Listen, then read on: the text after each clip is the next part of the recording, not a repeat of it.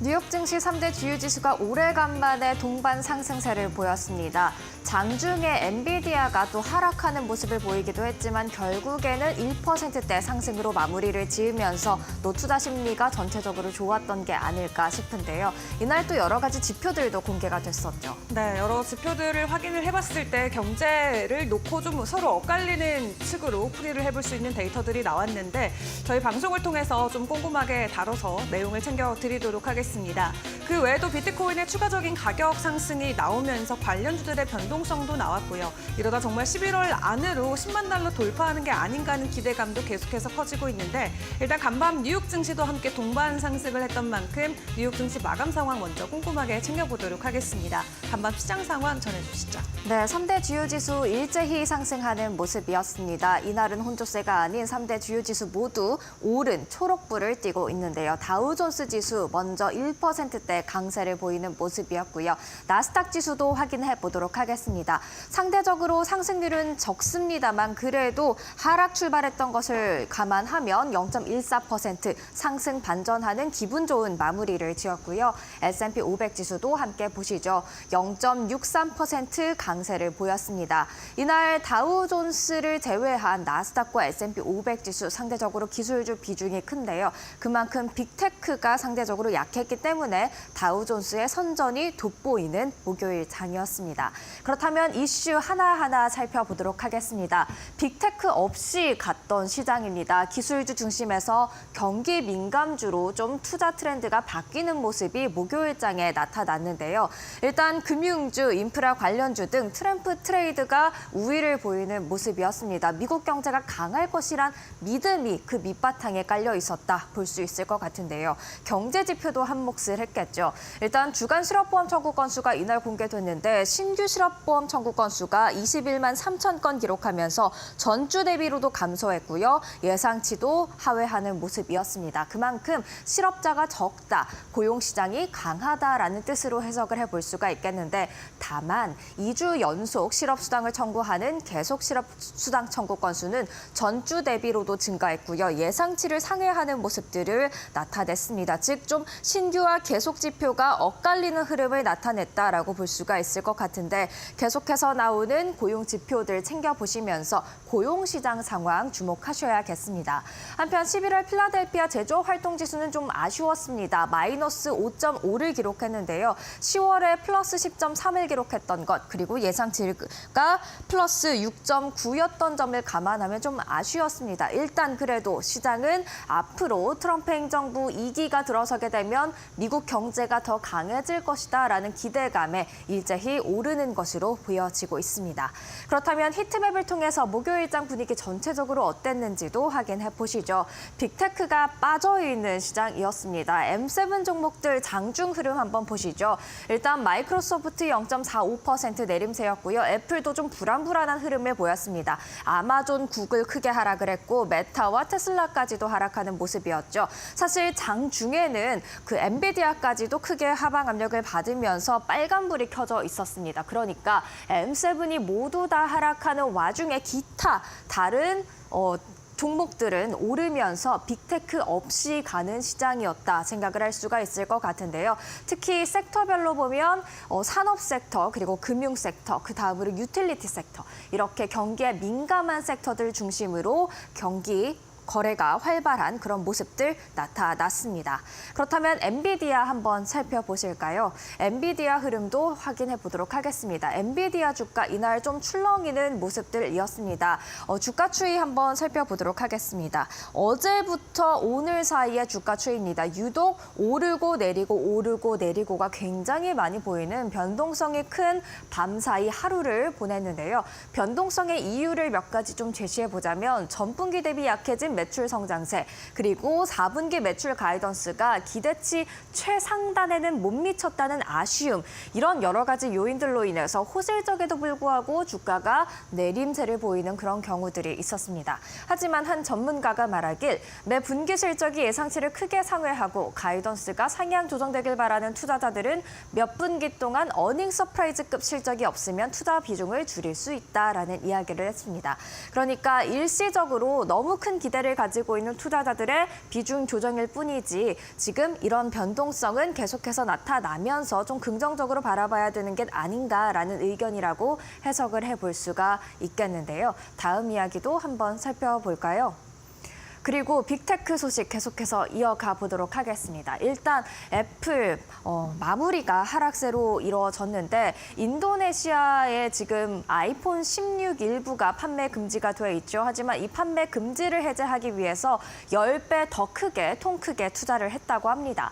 하지만 아직까지 인도네시아 정부는 일부 너희가 원래 계획했던 것에 못 미쳤다라면서 조금은 신중한 모습 나타내고 있기 때문에요. 인도네시아에서 아이폰 16 판매 재개가 이루어질 수 있을지 지켜보셔야겠고요. 아마존도 함께 보시죠. 내부자들의 잇따른 주식 매도가 이어지고 있습니다. 이에 따라서 주가도 조금은 하방 압력을 받는 모습이었습니다. 알파벳의 주가는 어떻게 됐을까요? 일단 미 법무부가 구글의 크롬 매각을 요청한 상황인데요. 크롬 가치가 200억 달러이기 때문에 과연 이 구글의 크롬을 인수할 수 있을 기업이 있을까? 그리고 실제 쪼개기까지 이루어질 수 있을까는 계속해서 의문으로 남아있는 상황입니다. 그렇기 때문에 알파벳의 주가 추이도 계속해서 이 반독점 관련 이슈에 따라서 움직일 것으로 보여지고 있습니다. 그렇다면 크롬이 어떤 것이길래 이렇게 구글에 많은 영향을 줄지도 살펴볼 텐데요. 사실 이미 크롬을 많이 사용하시는 분들도 계실 텐데요. 구글의 항목별 매출 비중을 한번 쪼개보니까요. 검색 광고 관련 매출이 무려 56%를 차지하고 있습니다. 크롬을 통해서 이 검색 광고를 하고 있는 구글이기 때문에 만약에 크롬을 떼버리게 된다면 정말 매출의 절반 이상이 사라지는 것이기 때문에 이번에 법무부의 법원에 대한 요청이 굉장히 구글에는 큰 영향을 줄 수 있다는 점 감안하시면서 향후 어떤 조치들이 나오는지 챙겨보셔야 되겠습니다. 일단 M7의 종목들 장중 상황 그리고 이슈들 점검해 봤는데요. 주가 종가 상황도 확인을 해 보셔야겠죠. 일단 엔비디아 장중에 이렇게 하락하는 모습을 보이기도 했지만 결국에는 낙폭을 회복하면서 0.52% 강세로 마무리를 지었고요. 애플 소식도 살펴보겠습니다. 애플은 0.22% 내림세를 보였네요. 이어서 마이크로소프트와 구글의 모회사 알파벳의 주가까지 연이어서 보겠습니다. 마이크로소프트도 0.64% 내림세를 보였고요. 알파벳의 주가 보시죠. 알파벳의 주가도 장중에 더 큰 하락 압력을 받으면서 4.56% 하락하는 모습이었습니다. 아마존도 체크를 해볼까요? 내부자들의 잇따른 주식 매도가 있었는데 2%대 하락률 기록했고요. 메타와 테슬라 마지막으로 살펴보겠습니다. 메타는 0.36% 내림세를 그리고 테슬라는 얼마나 내렸을까요? 종가 기준 0.72% 하락률로 목요일장 거래를 마치는 모습이었습니다. M7 이렇게 확인을 해봤고요. 그렇다면 목요일장에서 이슈가 있었던 종목 특징주들 살펴보시죠. 일단 넷플릭스와 스노우플레이크입니다. 넷플릭스는 뱅크 오브 아메리카가 목표 주가를 800달러에서 1000달러로 상향 조정했습니다. 최근에 복싱 경기에 굉장히 많은 관중들이 시청자들이 있었다라는 뉴스 접하셨을 텐데요. 그것을 통해서 생중계의 가능성을 증명했다라는 게 이 목표 주가 상향 조정의 이유가 되겠습니다. 스노우플레이크입니다. 호실적의 1최대 상승률 기록했습니다. 2025 회계년도 제품 매출 성장률로도 29% 굉장히 강한 상승률을 제시를 했죠. 이어서 코인베이스와 마이크로스트래티지는 장중에 하락세를 보이는 모습이었는데요. 가상자산 투자 회사 갤럭시 디지털 CEO가 이 비트코인 가격에 대해서 10만 달러를 도달한 뒤에 조정이 있을 것 같다라고 이야기한 점이 코인베이스의 장중 하방 압력으로 작용하는 모습이었습니다. 마지막으로 마이크로스트래티지입니다. 마찬가지로 비트코인을 가장 많이 보유하고 있는 회사이기 때문에 비트코인 가격에도 영향을 받는데요. 그래서 최근 좋은 흐름을 보였었지만 이날 공매도의 전설인 시트론 리서치가 비트코인 강세를 전망하긴 하지만 지금 마이크로스트래티지의 주가는 너무 올라와 있다라면서 공매도했음을 알리자 주가 장중에 하방 압력을 받았는데 종가 어떻게 됐을까요? 일단 넷플릭스부터 확인해 보시죠. 목표 주가 1000달러로 상향 조정됐는데 목요일장에서 1.54% 강세로 마무리를 지으면서 $900 선에 성큼 다가가는 모습을 보였고요. 스노우플레이크도 확인해 보도록 하겠습니다. 일 최대의 상승률인 32.71%, 굉장히 크게 하루 만에 오르는 모습들 보여줬습니다. 호실적의 힘이 굉장히 강했죠. 이어서 코인베이스와 마이크로스트래티지입니다. 장중에도 하방 압력을 받아왔는데 그 낙폭 가팔라지면서 코인베이스 7.74% 하락했고요. 마이크로스트래티지도 확인해 보시죠. 마이크로스트래티지도 무려 16% 이상의 급락세를 나타내는 모습이었습니다.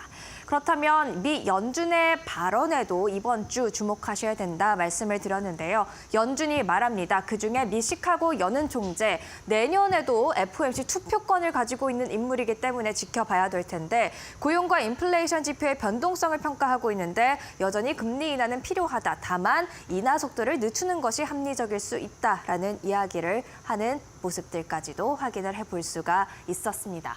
그렇다면 이제 국채 금리 확인을 해봐야겠죠. 국채 금리는 이날 오름세를 보였습니다. 2년물이 4.3% 올라오는 모습들 보였고요. 10년물 국채 금리도 이어서 체크해보죠. 4.426%로 상승하는 모습들 나타냈습니다. 이렇게 국채 금리가 오르는 것은 주식시장의 하방 압력으로 작용할 수 있다는 점 체크하시고요. 국제 유가 밤 사이에 꽤 크게 올랐습니다. 러시아와 우크라이나 간의 전쟁 고조 우려에 계속해서 지금 혹시나 공급 차질이 있을까 싶어서 강하게 오르는 모습인데요. 배럴당 $70 선을 돌파했고요. 그리고 금 가격도 함께 보시죠. 안전자산이기 때문에 역시나 마찬가지로 지정학적 리스크에 반응을 했습니다. 0.84% 강세 흐름을 보였습니다. 이렇게 목요일장 마감 상황 빠르게 한번 정리해봤습니다.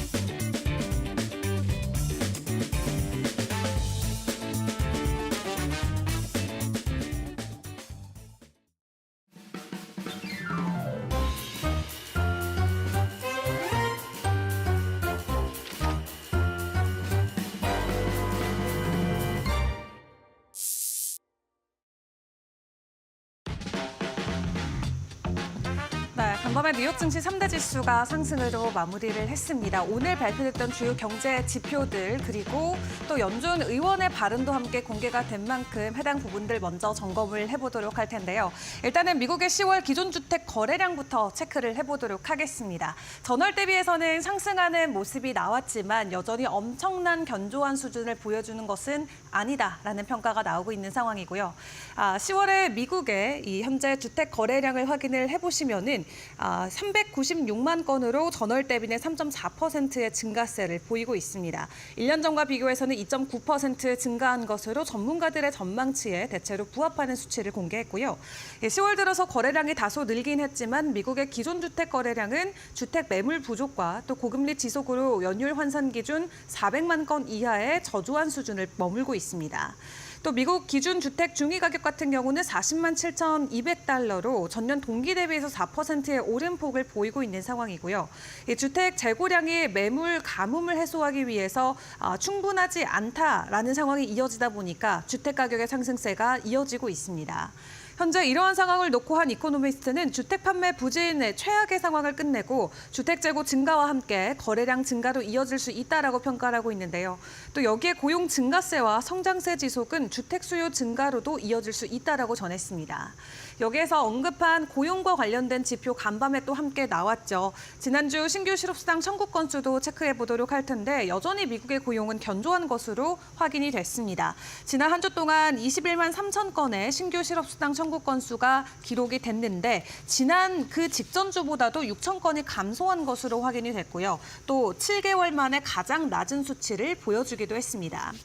다만 2주 이상 실업수당을 신청한 계속 실업수당 청구 건수 같은 경우는 직전 주보다 3만 6천 건 늘어난 190만 8천 건으로 확인이 됐고요. 아직까지도 허리케인 헬린이나 밀턴의 피해가 있기 때문에 이 해당 여파가 이어지고 있는 모습이 나오고 있는 상황입니다.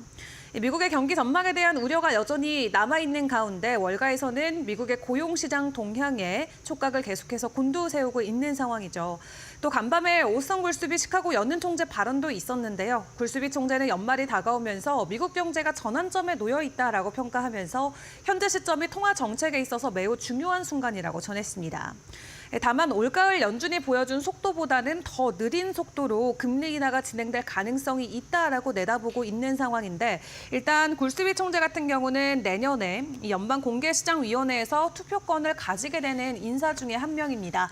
이번 발언 또 시장은 어떻게 소화를 하고 실제 굴스비 연은 총재의 의견은 어떤 식으로 적용이 되어져 나가는지 시장 상황 계속해서 확인을 해보시죠.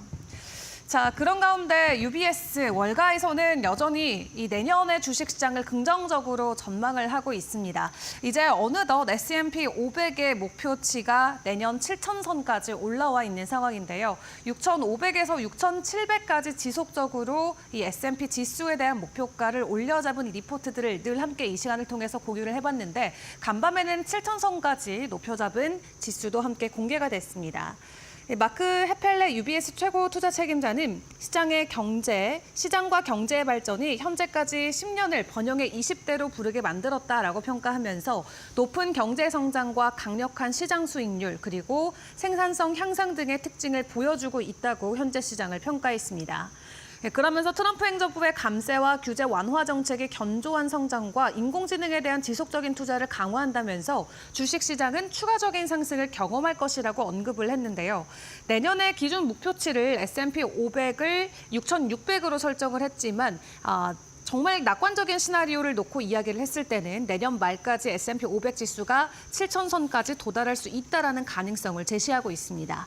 만약 7,000선까지 도달을 하는 게 된다면 현재 수준에서도 16% 정도 추가적으로 상승할 여력이 남아 있다는 게 될 것 같은데요. 올 한 해 동안도 S&P 500 지수 20% 넘는 지수 상승을 보여주기도 했는데 내년에도 해당 견조한 흐름이 계속 이어질 수 있을지 시장 상황 면밀하게 체크를 해보시죠. 자, 그런 가운데 어제 시간에서 실적을 발표한 엔비디아 장중에 등락을 계속해서 오가다가 결론적으로는 상승으로 마무리하는 모습이 나왔죠. 시간 외에서 실적이 좀 부정적으로 적용이 되면서 주가 하락세를 보였지만 월가에서는 오히려 목표가를 상향 조정하는 움직임들이 계속해서 나오고 있습니다. 어제 컨퍼런스 콜에서도 젠슨 황 엔비디아 최고 경영자는 이 새로운 AI 칩인 블랙웰에 대해서 엄청난 자신감을 계속 보여줬죠. 블랙웰 생산 본격화하고 있고 이번 분기에는 당초 예상보다 더 많은 블랙웰을 제공할 수 있을 것이라고 전하기도 했습니다. 다만 시장에서는 엔비디아가 투자자들의 높은 기대치를 만족시키지 못했다라는 평가도 있었지만 그럼에도 월가는 여전히 엔비디아의 긍정적인 전망들을 이어가고 있는 상황인데요. 먼저 JP모건은 블랙웰 생산이 잘 진행되고 있다면서 내년까지 수분기 동안 수요는 공급을 초과할 것이라고 전망을 했습니다. 또 이를 반영해서 해당 종목에 대한 목표 주가를 155달러에서 170달러까지 올렸고요. 골드만삭스도 목표 주가를 150달러에서 165달러로 상향 조정을 했습니다. 단기적으로는 매출 총이익이 역풍으로 예상되긴 하지만 25년 하반기 모든 고객사들에서 AI 인프라에 대한 수요가 증가하고 동시에 공급이 개선되고 있기 때문에 이런 모든 부분들이 정상화될 것이라고 기대감을 내비치기도 했고요.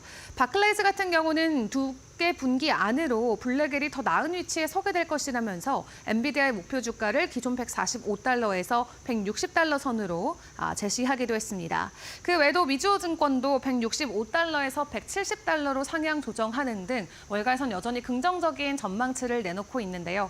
투자자들이 너무 민감하게만 반응하는 것은 아닐지 월가의 목소리도 잘 귀 기울여 보시면 좋을 것 같습니다. 자, 그런 가운데 간밤 M7 안에서 가장 큰 변동성을 보였던 것은 구글의 알파벳이 되겠습니다. 이 크롬 강제 매각 요청에 따라서 장중에 주가 변동성이 큰 폭으로 나왔는데요.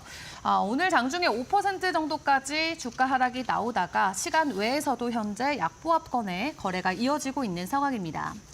미국 법무부가 온라인 검색 시장에서 구글 반독점 소송과 관련해 워싱턴 DC 연방 법원에 구글의 독점을 해소할 방안으로 크롬의 강제 매각을 명령해달라고 요청한 게 확인이 됐습니다. 지난 8월에도 워싱턴 DC 연방 법원은 법무부가 제기한 구글 반독점 소송에 대해서 법무부의 손을 들어줬었고요. 또 이날까지 구글의 독점을 해소할 방안을 마련해 제출하라고 요구한 바 있었죠. 법무부는 크롬 매각 외에도 구글의 스마트폰 운영체제인 안드로이드의 독점 문제도 해결돼야 한다는 입장을 전달하는가 하면 만약 스마트폰 검색 시장에서 구글의 독점이 개선되지 않을 경우 정부가 강제로 안드로이드를 매각시킬 수 있도록 해달라고 법원에 요청하기도 했습니다. 또 웹트래픽 분석 사이트인 스택카운터에 따르면 전 세계 브라우저 시장에서 크롬의 점유율이 66.7%로 90% 이상의 시장 지배력을 보유하고 있는 것으로 확인이 되고 있는데요. 만약 이 크롬의 월간 사용자가 현재 30억 명이 넘기 때문에 매각을 진행하게 된다면 그 매각 가치가 원화 기준으로는 적게는 20조 원, 많게는 27조 원까지도 될 것으로 시장은 전망을 하고 있습니다. 27조 원 규모의 사업을 잃게 되는 것일지 구글 현재 벼랑 끝에 서 있는 모습처럼 보여지고 있는데요. 워낙 주가, 시가총액이 큰 종목이기 때문에 5%의 급락은 또 시장의 전반적인 충격으로 다가갈 수 있는 만큼 앞으로 법무부와 관련돼서 해당 소송 어떻게 진행이 되는지의 여부는 잘 챙겨보시는 게 좋겠습니다. 마지막으로 암호화폐 시장 상황도 같이 점검해 보도록 할 텐데요. 간밤 비트코인이 99,000달러를 터치를 해주면서 정말 10만 달러 코 앞으로 올라온 모습을 보였습니다. 게리 겐슬러 위원장이 해임이 된다라는 소식이 본격적으로 SEC를 통해서 전해지면서 비트코인의 추가적인 가격 상승이 나왔고요. 99,000달러를 터치한 이후에 주가가 약간은 또 내려오는 모습이 이어지고 있는 상황이죠.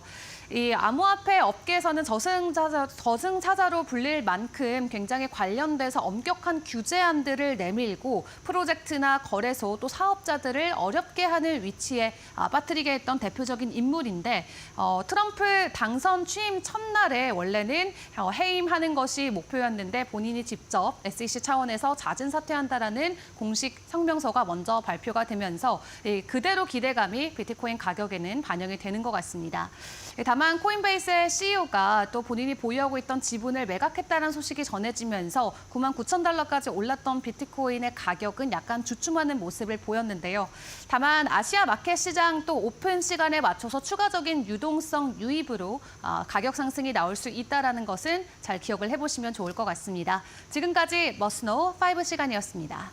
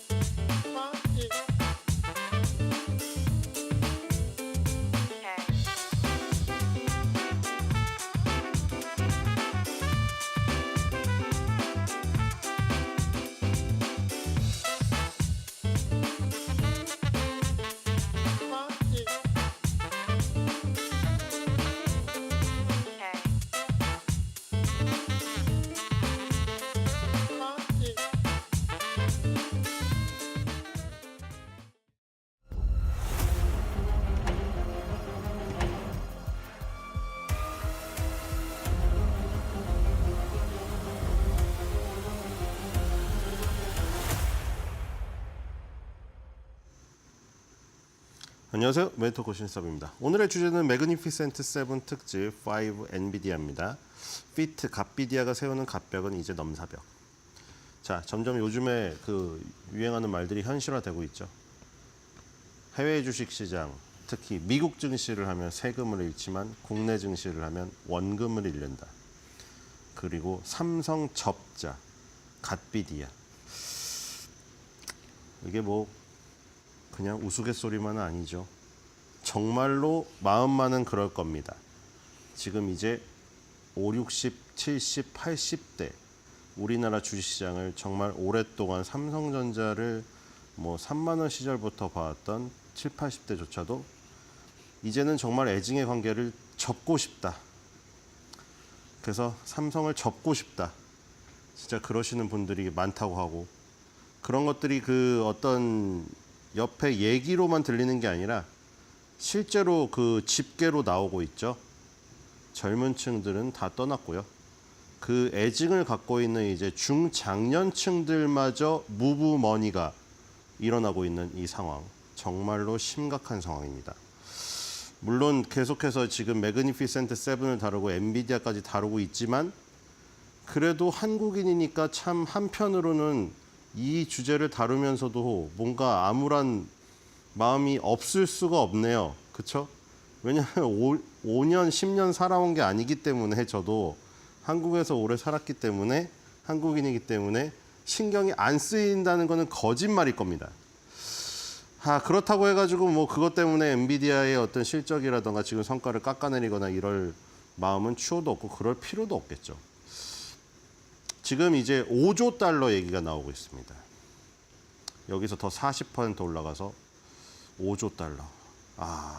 상상이 안 가는데요. 일단 지금 애플, 마이크로소프트, 엔비디아 3파전인데 엔비디아가 더 치고 가면서 엔비디아가 세계 시가총액 순위 1위에 올라버렸습니다. 대만의 TSMC나 사우디 아람코조차도 1조 달러이거든요. 그러니까 지금 넘사벽인 상황이죠. 자, 애플, 마이크로소프트, 엔비디아 시가총액 3파전에서 여기서 굉장히 지금 엎치락 뒤치락 하고 있잖아요. 누군가 이 세 주자 중에 하나가 치고 나가는 어떤 시점이 올 겁니다. 지금 그게 엔비디아도 그렇고 굉장히 뭔가 다들 불씨가 있는데 자, 엔비디아가 일단 한 발 앞서 나가고 있죠. 과연 여기서 3조대에서 누가 확 치고 올라가서 4조 달러대를 진입을 하면서 그냥 공동 1위가 아니라 공동 1위 3파전이 아니라 단독 1위로 올라가느냐. 자, 그거에 지금 다 초점이 맞춰지고 있는 것 같아요.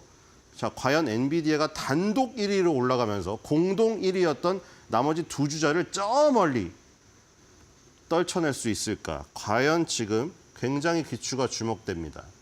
어제 실적 발표도 있었고요. 자, 분기별 매출입니다. 이게 어떻게 계절성조차 보이지가 않네요. 그렇죠? 항상 실적 발표할 때 전년 동기를 먼저 하고 전분기를 나중에 하잖아요. 보통 모든 뉴스가 그렇습니다. 이번 분기의 실적은 전년 동기 대비 얼마가 나왔으며 그게 혹 어닝 서프라이즈 아니면 어닝 쇼크 그리고 전분기 대비는 어떻게 나왔습니다. 왜냐하면 계절성이란 게 존재하기 때문이죠. 몇 번 얘기 드린 적이 있습니다만 밀짚 모자를 파는 기업이 있다고 하면은 여름에 엄청나게 잘 팔리고 겨울엔 안 팔릴 겁니다. 그러면은 당연히 겨울에 안 팔리는 걸 갖다가 겨울 4분기 실적 발표 때 2분기 실적 대비 3분기 실적 대비 안 좋았습니다.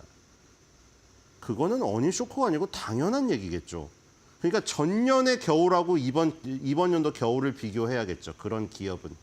그거는 아주 극단적인 예지만 어쨌든 기업에는 계절성이라는 게 존재할 수밖에 없기 때문에 제품이나 서비스 측면에서 반도체도 사실 마찬가지거든요. 반도체도 사이클이 있기 때문에 봄, 여름, 가을, 겨울 분기가 틀릴 수가 있기 때문에 전분기보다 전년 동기를 해야 되는데 근데 엔비디아는 그 계절성조차 보이지가 않아요. 지금 그냥 매 분기를 다 써놓은 건데 그냥 매 분기 성장을 해버리니 이거는 뭐 계절성이고 뭐고 말할 그게 여지조차 없습니다. 지금 2021년도 1분기부터 그냥 쭉 나열해 놓은 거죠. 2021년도 1분기부터 2021년도 2분기, 3분기, 4분기 쭉 와가지고 2025년도 2분기까지 나와 있고 어제 발표한 게 2025년도 3분기입니다. 이 회계 기준이 다 다르기 때문에 그냥 이게 신경 쓰지 마세요. 지금이 2023년도 4분기잖아요. 우리나라 계절상으로는. 근데 왜 쟤는 2025년도 내년도 3분기 실적을 지금 발표해? 회계 기준이 다릅니다. 이번에 발표한 건 2025년도 3분기 실적이에요. 얘네 입장에서는, 엔비디아 입장에서는. 근데 어쨌든 간에 지금 분기별로 지금 갑자기 이 2024년도 2분기부터 뭔가 갑작스럽게 막대 그래프가 늘어나기 시작하죠. 근데 그 갑작스럽게 늘어난 막대 그래프 그조차도 거기서 관성을 누르거나 지체함이 없이 그냥 거기서 더 달려버리는 거의 폭주 기관차 같은 모습을 보이고 있습니다. 그렇죠? 이거는 거의 열차가 탈선할 정도의, 그렇죠? 이게 무슨 뭐 KTX다 가면 속도를 점점 더 높여서 서울에서 부산으로 가는데 갑자기 열차가 탈선해버리는 거예요. 탈선했는데도 멈추질 않아요, 지금. 궤도를 이탈했는데도 멈추지 않는 정도의 지금 폭주의 느낌이 납니다. 자, 지금 이게 3.1 빌리언 달러를 찍었던 게 매출이 2021년도 1분기인데 지금 30 빌리언 달러 10배가 됐거든요. 분기 매출이. 그게 지금 2021년도 1분기에서 2025년도 2분기 4년밖에 안 걸렸어요, 지금. 4년 만에 분기 매출이 10배가 돼버렸어요. 물론 자, 여기서도 이것도 함정이에요. 전분기 대비 상승률이 떨어졌다. 아니, 파이가 너무 커졌잖아요, 파이가. 그 중국 얘기하는 건 똑같은 거 아니에요, 맨날. 중국이 바오바 정책을 포기했다. 아니, 당연히 예전에 성장을 할 때는 덩어리가 조그마니까 거기서 막 18%, 10% 막 이렇게 성장하죠.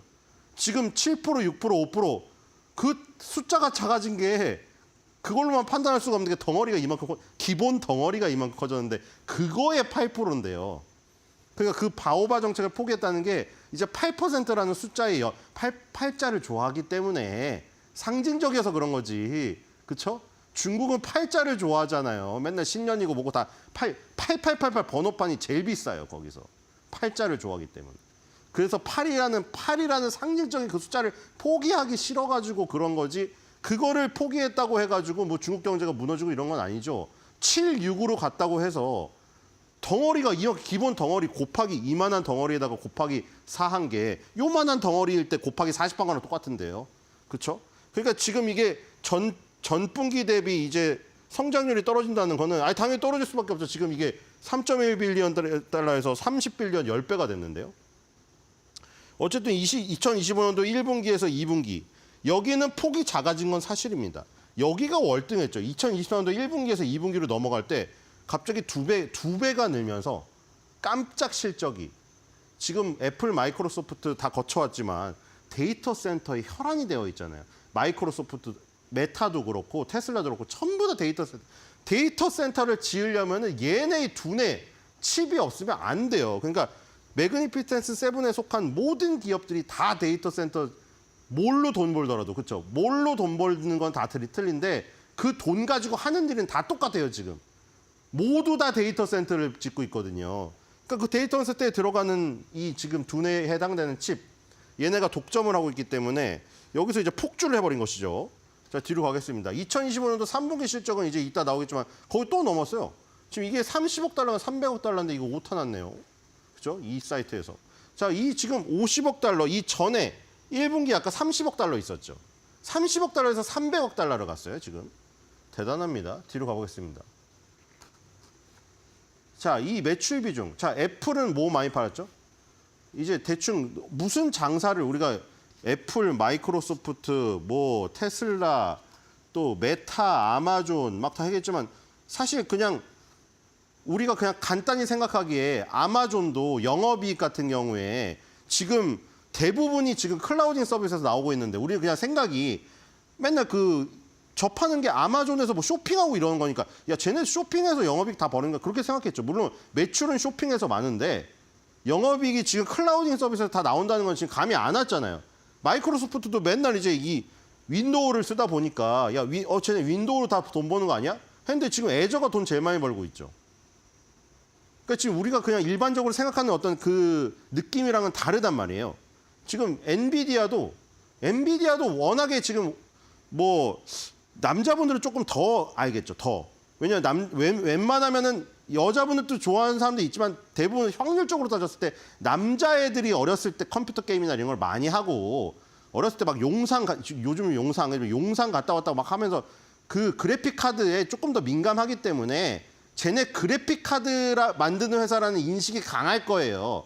어린 시절에 10대 때 용산을 봤던 세대들은 그러니까 쟤네 그래픽 카드로 돈 버는 거 아니야? 물론 그래픽 카드인데 그게 이제 GPU로 어떻게 보면 상향됐죠. 그래서 지금 돈 벌고 있는 거는 데이터 센터 프로세서 이 애널리스틱 앤 AI예요. AI에 들어가는 데이터 센터의 이 프로세서 칩 요걸로 돈을 다 벌고 있는데 지금 이 비중이 78%가 됐잖아요. 2024년에.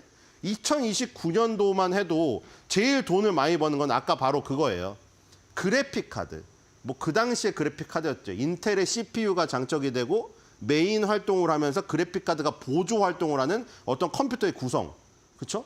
근데 그 GPU가 이제 그래픽 카드가 GPU로 이제 격상됐다고 보시면 되겠죠. 그리고 GPU가 이제 인공지능 시대에 오니까 CPU를 눌러버리는 격이 됐고. 근데 이 부분이 당연히 매출이 컸습니다. 2019년도만 해도. 근데 지금 완전히 78대 17이 돼버렸죠. 78대 17이 돼버렸고 오토모티브 부분이 있죠. 오토모티브 부분이 있는데 오토모티브 부분은 뭐 거의 미미한 수준입니다. 뭐 지금 예전에 벤츠가 가장 뭐 파트너 우리의 파트너라고 하면서 벤츠에서 엔비디아 랩핑한 차량도 이렇게 홍보하고 했거든요. 근데 아직 오토모티브는 비중이 작고요. GPU긴 GPU인데 오토모티브의 GPU는 비중이 작아요. 컴퓨터의 GPU는 아직도 많이 있죠. 하지만 쪼그라들었습니다. 그러니까 더 이상 GPU 회사가 아닌 거죠, 지금은. 우리가 말한 대로 뭐 그래픽 카드 만들고 GPU 그 회사를 지금 뛰어넘은 상태다. 이렇게 보시면 될 것 같고요. 지금은 돈을 벌고 있는 게 데이터 센터 인공지능에 활용되는 프로세스 칩. 이걸로 돈을 벌고 있다. 뒤로 가겠습니다. 자, 그래서 데이터 센터 프로세서 분석 및 AI를 위한 칩 부분이 78%, 2019년에 25%였는데 지금 3배 정도 성장을 했습니다. 자, 컴퓨터용 GPU는 2019년에 53%였는데 자, 지금 반토막 이하로 쪼그라들었죠. 그다음에 이제 자동차용, 암호화폐용, 3D용 GPU 이런 것들은 다 합쳐봐야 5%도 안 됩니다. 그러니까 미미한 수준이라고 보시면 되고요. 채굴용 뭐 이것도 나왔잖아요. 이거 그때 뭐 이더리움을 캐는데 이 엔비디아의 저기 그래픽 카드가 필수적이어서 막 가격이 막 용산 가격이 10배, 100배를 줘도 못 사고 막 이랬잖아요. 근데 그 비중이 없어요. 그러니까 지금 뭐 얘가 지금 뭐 마이클 셰일러 회장이 돈을 많이 벌고 비트코인 암호화폐 채굴 때문에 돈이 오른다. 그거 영향이 있겠죠. 있겠지만 그 영향은 너무 미미하고 엔비디아는 데이터 센터발 지금 동인으로 가고 있는 거예요. 뒤로 가겠습니다. 자, 그래서 돈을 그렇게 많이 벌어가지고 계속 뭐 하느냐. 이제 돈이 쌓이다 보니까 곳간에 그걸 R&D에 쏟아부어요. 그 쏟아부으면 이제 격차가 더 늘어나죠. 왜냐하면 지금 여기 이 초라한 인텔을 보세요. 물론 인텔도 언젠가 부활을 할 수도 있을 수도 있겠죠. 근데 지금 모습은 너무 처참합니다. 지금 R&D고 뭐고 할 돈이 없어요. R&D 비용 8.5% 저기 감축했고 인원 다 자르고 있습니다. 지금 장사가 안 돼가지고. 근데 여기서 이제 격차가 더 벌어져 버리는 거죠. 근데 인텔은 이러니까 어떻게 보면 블러핑을 하는 거죠. 블러핑. 그렇죠? 그 포카에서 원페어 갖고 있는 사람이 무슨 자기가 막 트리플 하우스 있는 것처럼 하면서 막 블러핑 해가지고 하는 경우도 있잖아요. 근데 맨날 인텔이 자기가 갑자기 무슨 2나노를 하겠다느니 파운드리를 하겠다느니 막 그런 얘기를 하는 것 자체가 지금 힘들어요. 자, 엔비디아는 지금 무려 18.2가 다시 늘었습니다. 이게 지금 R&D 비용을 늘린 거거든요. AMD. 자, 과거에 인텔이 다 무시했던 인텔의 CPU에서 겨우 따라가면서 컴퓨터 CPU 조금 싼 가격으로 먹었던 AMD. 그리고 그 CPU 시장을 인텔이 장악을 하고 있어가지고 그냥 GPU로 빠져가지고 게임용 GPU나 만들고 이랬던 엔비디아. 자, 지금은 격차가 더 벌어지고 있습니다. 자, 삼성, 애플, TSMC, 시스코, 지멘스, 퀄컴 이렇게 에릭슨, 화웨이 쭉 나가는데 지금 엔비디아와 AMD가 지금 월등히 지금 저기 늘리고 있다. R&D 비용을. 이게 지금 다 돈이 굉장히 많이 벌어들이기 때문에 이걸 늘릴 수가 있는 겁니다. 뒤로 가겠습니다. 자, 엔비디아 18.2, AMD 17.3 쭉 나와 있고요. 업계 평균은 플러스 7%인데 인텔은 무려 마이너스 8.5라는. 자, 여기서 이제 R&D를 못하게 돼서 몇 년 동안 이렇게 진행이 되면은 격차가 더 벌어져 버리겠죠. 그러니까 이런 IT처럼 빠르게 변화하는 이 씬에서는 정말 6개월, 1년만 뒤쳐져도 엄청난 차이라는 거. 우리 삼성전자에서도 아시겠죠? HBM에서 그거 하나 부서 잘못 없애가지고 그 3개월, 6개월의 차이가 지금 어마어마한 차이가 나버린 거예요. 너무 아쉬운 순간들이 싹싹 지나가고 있습니다. 뒤로 가겠습니다. 점심을 먹고 저녁을 먹는 시간조차도 너무 다 후회될 거예요. 그 30분, 1시간이. 자, 엔비디아의 2025년 3분기 실적입니다. 아까 전에 분기 실적이 2025년도 2분기 것까지 나왔죠. 2021년도부터 4년 동안 30억 달러에서 300억 달러로 느는 분기 매출을 보셨는데 300억 달러도 그때 매출의 컨센서스가 287억 달러였습니다. 그걸 넘어서는 컨센서스 상회였죠. 자, 이번에도 컨센서스 상회일까요? 이게 분기별로 이렇게 나올 수가 있나 싶을 정도인데 지금. 자, 매출이 또 94% 늘었습니다. 이게 뭐 다 100인가요? 자, 뭐 여기서 5점을 지적을 하자면은 매출만 100 이상이 아니라는 거. 그런 거밖에 할 게 없네요, 지금. 그렇죠? 다른 거는 아예 정확한 수치를 그냥 표현조차 하지 않고 이제 100이 넘으니까 그냥 100 초과라고만 다 해놨어요. 100 초과. 부등호만 나서 다. 100 부등호, 100 부등호, 100 부등호. 매출은 100 부등호가 초과가 안 돼가지고 94라고 써놨어요. 그나마. 자, 매출이 94% 증가하여 전년 동기죠. 2023년도 3분기 대비하여 35.1 빌리언 달러 나왔고요. 그리고 순이익 100% 초과하는 증가로 19.3 빌리언 달러 나왔습니다. 그리고 주당 순이익 0.78달러. 이것도 전년 동기 대비 100% 초과하는 이 성과였고요. 그다음에 조정해준 주당 순이익 0.81달러 더 올라갔죠. 100% 초과하는 성장률이었습니다. 자, 전 부분이 성장을 해버렸네요. 자, 예전에 게임기에서 그 그래픽 카드 만들면서 야, 컴퓨터 그래픽 카드는 인텔이 그 컴퓨터에 넣어놨어요, 그냥. 나중에 이제 와서 인텔 그 그래픽 카드가 어떻게 했지만 인텔이 만든 CPU랑 컴퓨터, 탑재된 컴퓨터 안에 인텔 자체 그 그래픽 카드가 들어있기 때문에 야, 굳이 엔비디아 거 쓸 필요 없잖아. 이런 와중에 이제 게임기로 갔었는데, 그렇죠? 어떻게 보면은 아직 남아있죠. 게임도 잘 되고 있습니다. 10% 정도 차지하고 있어요. 게임에 들어가는 GPU 부분도 15% 증가했고요. 프로페셔널 비주얼리제이션 이 부분이 플러스 17%인데 거의 미미한 1.4%고요. 자, 결국 데이터 센터죠. 데이터 센터를 위한 칩 87.7, 90%. 야, 그냥 올인입니다. 올인. 자, 올인인데도 자, 보통 이렇게 얘기하잖아요. 야, 매출 비중이 너무 몰려 있는 거 아니야? 매출 비중 몰려 있어도 상관이 없어요. 지금 모두 다 데이터 센터 이 파이가 커지고 있기 때문에 여기 몰인하는 게 더 좋아요. 오토모티브도 비중은 0.3밖에 안 되지만 72% 성장했습니다. 그런데 가장 덩어리가 큰 데이터 센터가 월등하게 100% 초과입니다. 자, 뒤로 가겠습니다. 다 100% 초과로 그냥 부등호로만 표시되어 있어요. 자, 이런 말을 했어요. 젠슨 왕이 어디 출신이니까 과가 전기공학과 출신이거든. 그래서 이런 얘기한 것 같아요. 전기를 생산하는 것과 마찬가지로 이제 AI를 생산하게 될 거다. 뒤로 가겠습니다. AI가 우리가 집에서 쓰는 전기처럼 그냥 필수품이 될 거라는 얘기죠. 자, 스트롱바이입니다. 39바이의 3홀드. 와, 그 거의 아마존인가 뭐 그 정도 수준인데요. 뒤로 가겠습니다. 압도적인 스트롱바이 수준입니다. 165.18, 12.36만 오르면 도달됩니다. 뒤로 가겠습니다. 자, 차트를 보죠. 자, 이거 지금 수렴형 위로 또 뚫으려고 하고 있어요, 지금. 뒤로 가겠습니다. 저 삼각 깃발형 저거 뚫으면 또 위로 가요, 지금. 자, 여기 지금 고점을 돌파해서 여기 또 3개월째 지금 매물 소화하고 있죠.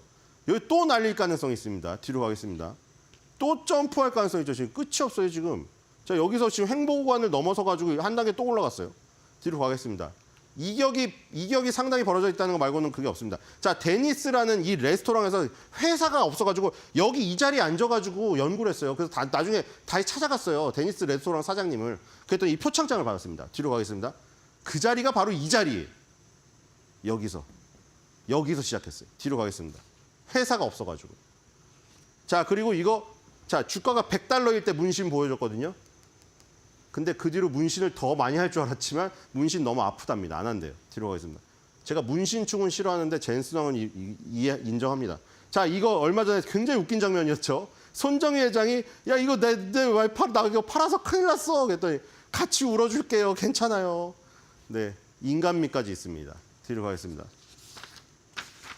네, 그래서 괜찮으면서 저는 인간미까지 보여주죠.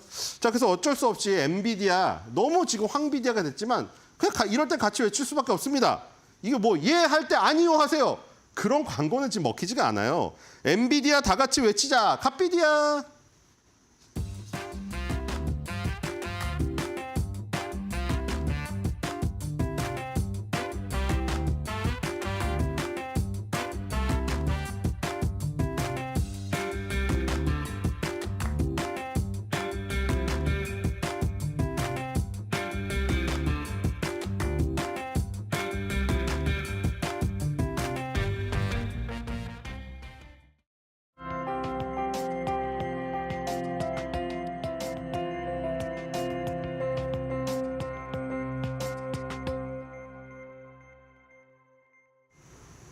목요일장 3대 주요 지수가 일제히 오랜만에 상승하긴 했지만 빅테크가 상승 탄력을 보여주지 못한 다소 아쉬운 시장이었습니다. 빅테크가 흔들리고 있는데요. 엔비디아와 구글, 알파벳을 중심으로 한번 살펴보도록 하겠습니다. 먼저 엔비디아입니다. 엔비디아 연간 매출 1,000억 달러를 처음으로 돌파하는 모습이었는데요. 주가는 그에 비해서 좀 흔들흔들하는 모습입니다. 전날 장 마감 후에 호실적을 공개했었는데 시간을 거래해서 바로 하락세로 전환을 했고요. 그리고 오늘 장 중에도 하락과 상승을 오가는 모습들을 보였습니다. 결국에는 0.5%가량 상승으로 마무리하긴 했지만 굉장히 큰 변동성, 오락가락 장세를 보이는 모습들 확인을 할 수가 있었죠. 이런 변동성의 이유 3가지로 정리해 봤는데요. 전분기 대비 약해진 매출 성장세, 4분기 매출 가이던스가 기대치 최상단에는 못 미친 아쉬움, 그리고 낮아질 것으로 전망된 4분기 마진율, 이런 요인들로 변동성을 보였다 생각을 해볼 수가 있겠습니다. 하지만 이런 변동성에 크게 연연할 필요가 없을 것 같다라는 그런 이야기도 있습니다. 왜냐하면 매 분기 어닝 서프라이즈급의 실적을 기대하는 투자자들 입장에서는 그에 못 미치는 다소 좀 아쉬운 실적이 나올 때 얼마든지 투자 비중을 줄일 수 있기 때문이다라는 전문가들의 발언이 있었죠. 계속해서 다음 장 살펴볼까요? 그리고 이런 이제 변동성이 뉴 노멀, 당연한 것이다라는 이야기도 나오고 있습니다. 이번 분기, 이전 분기죠. 2분기 실적 발표로 한번 넘어가 볼까요? 2분기 실적 발표 이후에도 사실 엔비디아의 주가 굉장히 큰 변동성을 보였습니다. 8월에 실적을 공개했었는데 8월에 실적을 발표한 이후 이렇게 주가가 뚝 떨어지는 모습을 나타냈었죠. 8월 급락 이후 하지만 24% 반등하는 모습이었습니다. 큰 변동성을 실적 발표 이후에 역시나 마찬가지로 이미 나타낸 바 있었던 겁니다. 그리고 앞으로도 이런 변동성은 지속될 것이라는 게 월가의 입장입니다. 복잡한 생산 라인과 관세 불확실성 등으로 향후 변동성이 지속될 것이란 설명들이 월가에서 나오고 있는데요. 그럼에도 불구하고 장기적 관점에서는 엔비디아를 긍정적으로 볼 수 있다는 의견도 함께 제시가 됐습니다. 데이터 센터 매출은 계속해서 증가할 것으로 기대가 되기 때문이죠. 이번 3분기 호실적 그 바탕에도 강했던 데이터 센터 매출이 있는데요. 지금 파란색 선이 실제 발표치고 노란색은 예상되는 수치가 되겠습니다. 앞으로도 계속해서 상승할 것으로 예상된다는 뜻이죠. 그리고 이 데이터 센터 매출 크게는 블랙웰에 달려있다라는 의견 굉장히 많은데요. 어제 컨퍼런스 콜에서 블랙웰 관련된 이야기가 정말 많이 나왔었는데 일단 월가에서는 내년 1월에 마무리되는 2025 회계년도에서는 블랙웰의 매출이 626억 달러에 머물 것으로 예상하지만 그 다음 연도인 2026년 회계년도에는 970억 달러를 전망한다라고 이야기하고 있습니다. 그리고 이 수치가 절대 큰 금액은 아닌 것이 비즈블 알파가 빅테크가 계획했던 대로만 지출해준다면 충분히 도달할 수 있는 수치다라는 분석을 내놓았었죠. 그렇다면 월가는 이 블랙웰에 대해서 어떤 반응을 보였을까요? 어제 컨퍼런스 콜에서 많은 것을 소화한 월가의 증권사들, 일단 제프리스 이번 발표에 대해 우려되는 것이 없다라는 이야기를 했고요. 시티도 내년 1월에 한 이벤트가 있을 예정인데 그 이벤트에 앞서서 블랙웰 매출 전망치가 상향될 것으로 기대된다라는 이야기 전했습니다. 웰스파고도 블랙웰 출하량이 내년에 몇십억 개가 넘을 것이다. 조정 있을 때마다 매수해야 된다라는 이야기했고요. 번스타인 초기 마진율 압박 걱정할 필요 없다. 수요가 계속해서 증가할 것이다라는 이야기했습니다. JP모건도 마진율 우려 크게 걱정하지 않아도 되는 게 내년 하반기에는 다시금 70%대 중반으로 올라올 것이다라는 이야기를 했거든요. 그래서 목표 주가도 일제히 상향 조정하는 월가의 증권사였습니다. 일단 42명의 애널리스트들이 엔비디아에 대한 투자 의견을 제시한 상황인데요. 이 중에서 39명이 매수 의견을 제시하면서 전반적인 의견은 강력 매수가 되겠고요. 그리고 실적 발표 이후 바로 목표 주가를 상향 조정한 증권사들 모두 5곳이나 됩니다. 그만큼 지금 3분기 호실적 이후 엔비디아의 주가가 흔들림을 보이고 있지만 장기적 관점에서 모두 다 긍정적으로 바라보고 있다는 것 확인할 수가 있었습니다. 또 다른 빅테크 구글에 대한 이야기도 짧게 살펴보려고 합니다. 지금 구글이 크롬을 매각해야 될 위기에 처해 있습니다. 그 순서대로 어떻게 된 일인지 짧게 설명을 해드리면요. 앞서서 연방법원이 반독점 위반 상황이다라고 판결을 내렸었죠. 그러면서 독점 해소 방안을 마련해서 제출해라라는 이야기인데요. 미 법무부가 그래서 마련을 했습니다. 그 차원이 이렇게 세 가지로 정리해 볼 수가 있겠는데 구글의 웹브라우저 크롬의 강제 매각을 명령해달라 요청을 했고요. 안드로이드 독점 문제도 해결돼야 되기 때문에 안드로이드를 매각하거나 아니면 최소한 크롬을 기본 브라우저로 장착시키는 그런 관행 중단시켜야 한다라는 이야기했습니다. 또 구글 보유 검색 데이터를 경쟁사와 공유하도록 의무화하는 방안도 마련이 필요하다라는 게 미 법무부의 입장입니다. 이렇게 미 법무부의 입장이 나온 가운데 구글도 자체적인 해소 방안을 제출할 전망인데요. 다음 달 20일까지 제출 기한이 남아 있습니다. 그 다음 이제 법원은 각각 법무부와 구글이 제출한 방안을 검토한 이후에 내년 8월쯤 구체적인 반독점 해소 방안을 결정할 예정입니다. 그러니까 구체적으로 과연 구글이 쪼개질 위기에 처할 것인가는 내년 8월까지는 지켜봐야 된다라는 뜻인데요. 계속해서 다음 장 확인해 보도록 하죠. 그렇다면 구글에 있어서 크롬이 굉장히 중요한 이유는 바로 여기 있을 것 같습니다. 일단 검색 시장 점유율이 되겠습니다.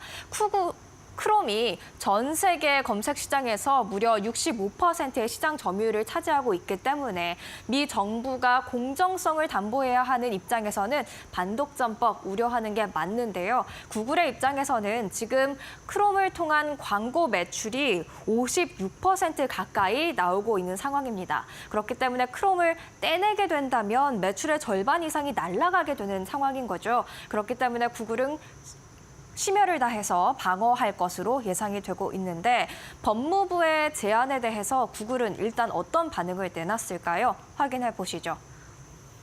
법무부 권한 남용이다라는 반박의 입장을 제시했습니다. 구글 글로벌 담당 사장은 법무부 안은 너무 광범위한 제안이다. 법원의 권한 밖의 것을 요청하고 있다라고 이야기를 했고요.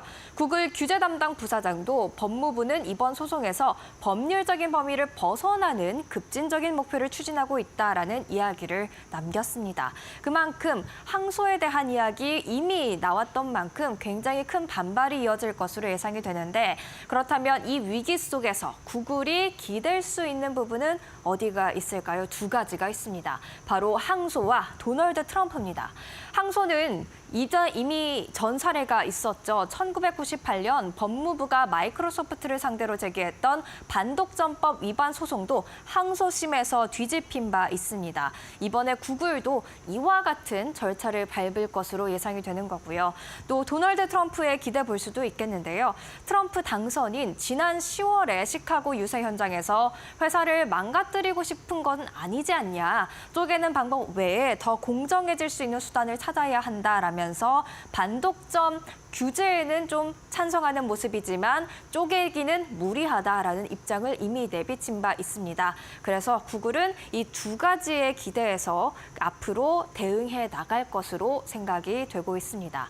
그렇다면 이 위기 속에 월가가 바라보는 이번 반응은 어떨까요? 먼저 JP모건, 예상보다 더 처벌 수위가 강하다라는 입장이고요. 12월에 제출될 구글의 제안이 더 합리적이고 법원이 이 제안을 받아들일 것 같다라는 이야기를 했습니다. 또 스티펠도 크롬을 인수할 기업을 상상하기가 어렵기 때문에 쪼개질 가능성이 낮다며 다만 디폴트로 크롬을 탑재하는 것은 금지될 것이라 이야기를 했죠. 그래서 마지막으로 투자 의견도 살펴보도록 하겠습니다. 투자 의견, 월가는 알파벳에 대해서 계속해서 강력 추천, 괜찮다라는 이야기를 하고 있는 것을 확인할 수가 있네요. 그래서 오늘의 사이는 이렇게 정리해 보겠습니다. 빅테크 흔들흔들하는 모습 보이기도 했지만 Don't worry, be happy 라는 게 월가의 입장이었습니다.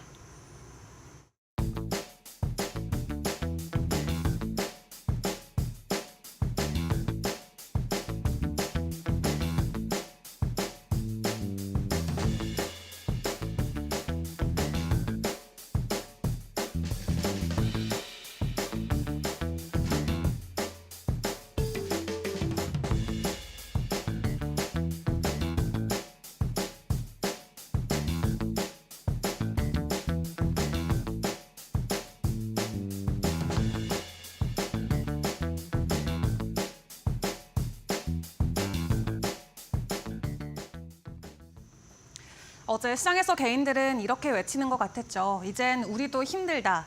어제 코스피 나름 상승 흐름을 계속 보여줬었습니다. 기관들이 힘을 내서 매수 흐름을 보여주면서 외국인들의 매도세를 그대로 받아냈었는데요. 다만 장 마지막 10분 때 개인이 매도로 전환이 되면서 5포인트 정도 상승 흐름을 이어가는 코스피가 마이너스 1.6포인트로 하락 마무리를 지었습니다. 그런 가운데 코스닥도 추가적인 지수 하락이 나오면서 3거래일 연속 하락세가 이어지고 있고요. 0.3% 내린 어제 680선까지 밀려 내려간 모습을 확인을 해볼 수가 있었습니다. 그래도 코스피 안에서 그나마 다행이라고 보였던 것은 엔비디아의 호실적에도 관련주들이 실망 속에 하락을 했지만 삼성전자는 홀로 반등한 채 마무리가 됐었고요. 코스닥 쪽에서는 엄청난 좀 혼란이 있었죠. 대장주인 알테오젠의 주가가 장중에 20% 가까이 폭락을 하다가 다시금 4% 상승으로 전환이 되는 변동성이 큰 하루를 보냈습니다. 특허 침해와 반대 매매에 관련된 이슈로 변동성이 나왔는데 해당 이슈는 추후 다시 점검을 해드리도록 하겠고요. 어제 기관과 외국인들의 순매수 상위 종목을 보면은 외국인들은 일주일 내내 네이버를 가장 많이 담아가고 있는 모습을 보여주고 있고, 그리고 코스닥 시장에서는 여전히 2차 전지 혹은 제약바이오 관련주들의 매수 흐름이 이어지는 것을 볼 수가 있겠습니다. 다만 코스피 기관 쪽에서는 이 반도체 대장주 두 종목을 모두 담아냈던 하루였던 것을 확인을 해볼 수가 있겠고요. 52주 신고가들을 놓고 봤을 때는 각자만의 이슈로 오름폭을 보인 종목들이 있었지만 최근 들어서 52주 신고가의 종목이 가장 적었던 하루였습니다. 뿐만 아니라 강한 상승과 함께 52주 신고가 돌파를 해준 게 아니라 소폭의 상승으로 다시 한번 신고가를 돌파하는 그런 종목들이 포착이 됐는데요.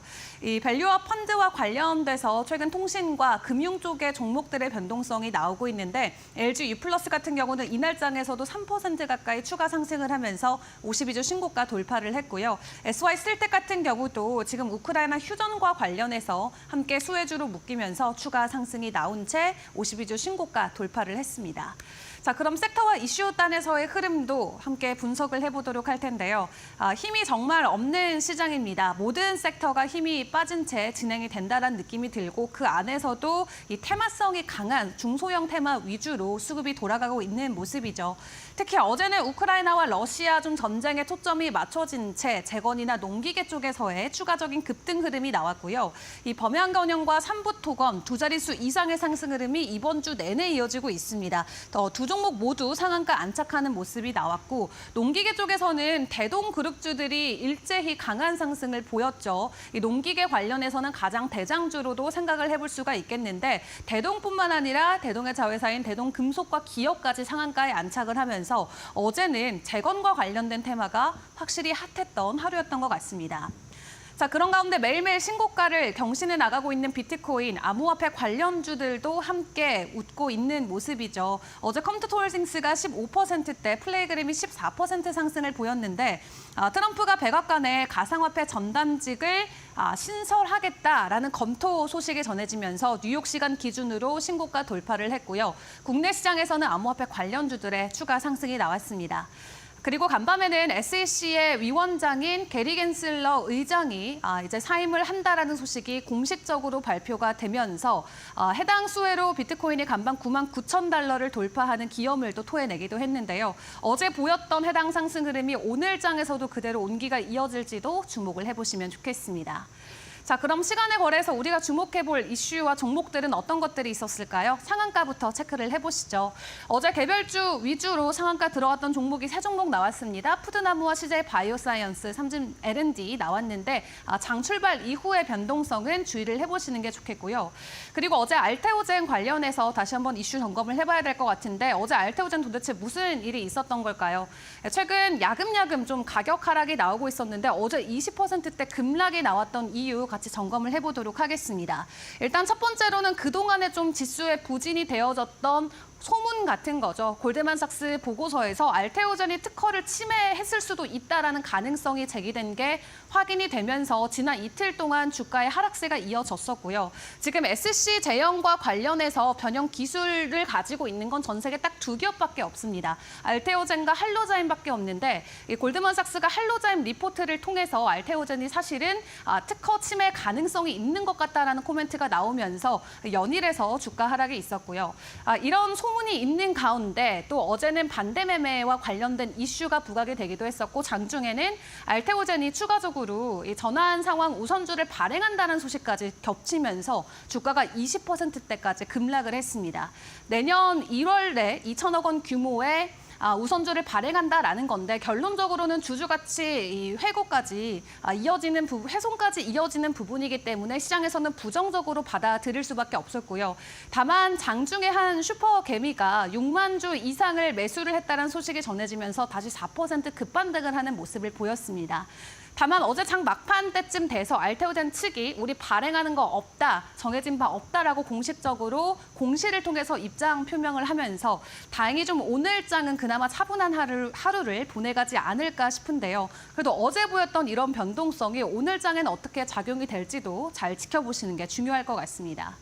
자, 그리고 어제 우리 시장을 뜨겁게 달궜던 건 앞서 말씀드렸던 것처럼 재건과 관련된 이슈가 될 것 같은데 간밤에도 우크라이나와 러시아는 굉장히 바빴습니다. 여러 가지 소식들이 계속 들려지고 있는 가운데 푸틴과 트럼프를 통해서 정말로 평화 협상이 이어질 수 있을지를 지켜보시는 게 중요할 것 같은데요. 일단 푸틴이 트럼프와 함께 휴전 협정 논의를 하고 있다, 의향이 있다라는 외신의 보도 때문에 어제 관련주들의 상승이 있었죠. 하지만 그들의 조건은 있습니다. 바로 우크라이나가 나토를 가입하지 않는 것, 이 조건이 이루어진다면 휴전을 할 의향이 있다라는 게 러시아 측에서 확인이 됐는데 이 소식이 나온 지 하루 만에 우크라이나는 간밤 또 영국의 미사일을 통해서 또 러시아 본토를 공격했다라는 소식이 전해졌습니다. 지속적으로 전쟁에 대한 확전 소식이 전해지는 가운데 또 한편에서는 휴전 협정에 대한 이야기까지 동시다발적으로 나오면서 도대체 이 전쟁이 끝나는 것인지에 대한 물음표가 계속해서 찍히고 있는데요. 일단 시장은 그럼에도 확전에 대한 이 가능성에 초점을 두고 방산 쪽에 대한 매수세를 늘려가는 것보다는 휴전에 대한 자신감을 조금 더 키우면서 재건 쪽에 초점을 맞춰 나가고 있는 것 같습니다. 한국 같은 경우도 얼마 전에 한국과 폴란드, 우크라이나의 삼각 협력을 위한 본격적인 논의 소식을 전해온 바 있었는데요. 일단은 글로벌적으로 분위기 자체는 휴전에 들어갈 것 같다라는 쪽에 좀 더 무게를 두고 있는 것 같습니다. 그러다 보니까 오늘도 관련주들의 변동성을 같이 주목을 해보시는 게 좋을 것 같은데 단순히 재건이라고 해서 건설 관련주들만 우리가 보면은 안 되고 철도라던가 모듈러 또 건설 기계 쪽도 함께 움직일 수 있다는 것을 염두를 해두시고 관련주들에 대한 전략들을 잘 챙겨 가보시는 게 중요할 것 같습니다. 자, 그리고 오늘장의 일정과 다음 한 주의 주요 일정들 간략하게 정리해 보도록 할 텐데요. 일단 오늘 같은 경우는 미국 S&P의 주요 경제 지표들이 발표가 됩니다. 그리고 다음 주 같은 경우는 월요일에 MSCI 리밸런싱 현재 예상이 되어져 있고요. 그리고 다음 주 금요일이면 이제 미국에서 블랙 프라이데이가 본격적으로 시작이 되는 만큼 또 소매 판매 관련해서 수출 관련해서 움직일 수 있는 종목들 선제적으로 움직임 미리 파악해 보시는 것도 중요할 것 같습니다. 한 주를 마무리하는 금요일입니다. 이번 주 이렇다 할 만한 반등을 보여주지 못했던 국내 증시인데요. 간밤 뉴욕 증시의 상승 흐름이 국내 증시에도 긍정적으로 작용될 수 있을지 간밤 뉴욕 증시 상황도 다시 한번 점검해 보도록 하겠습니다.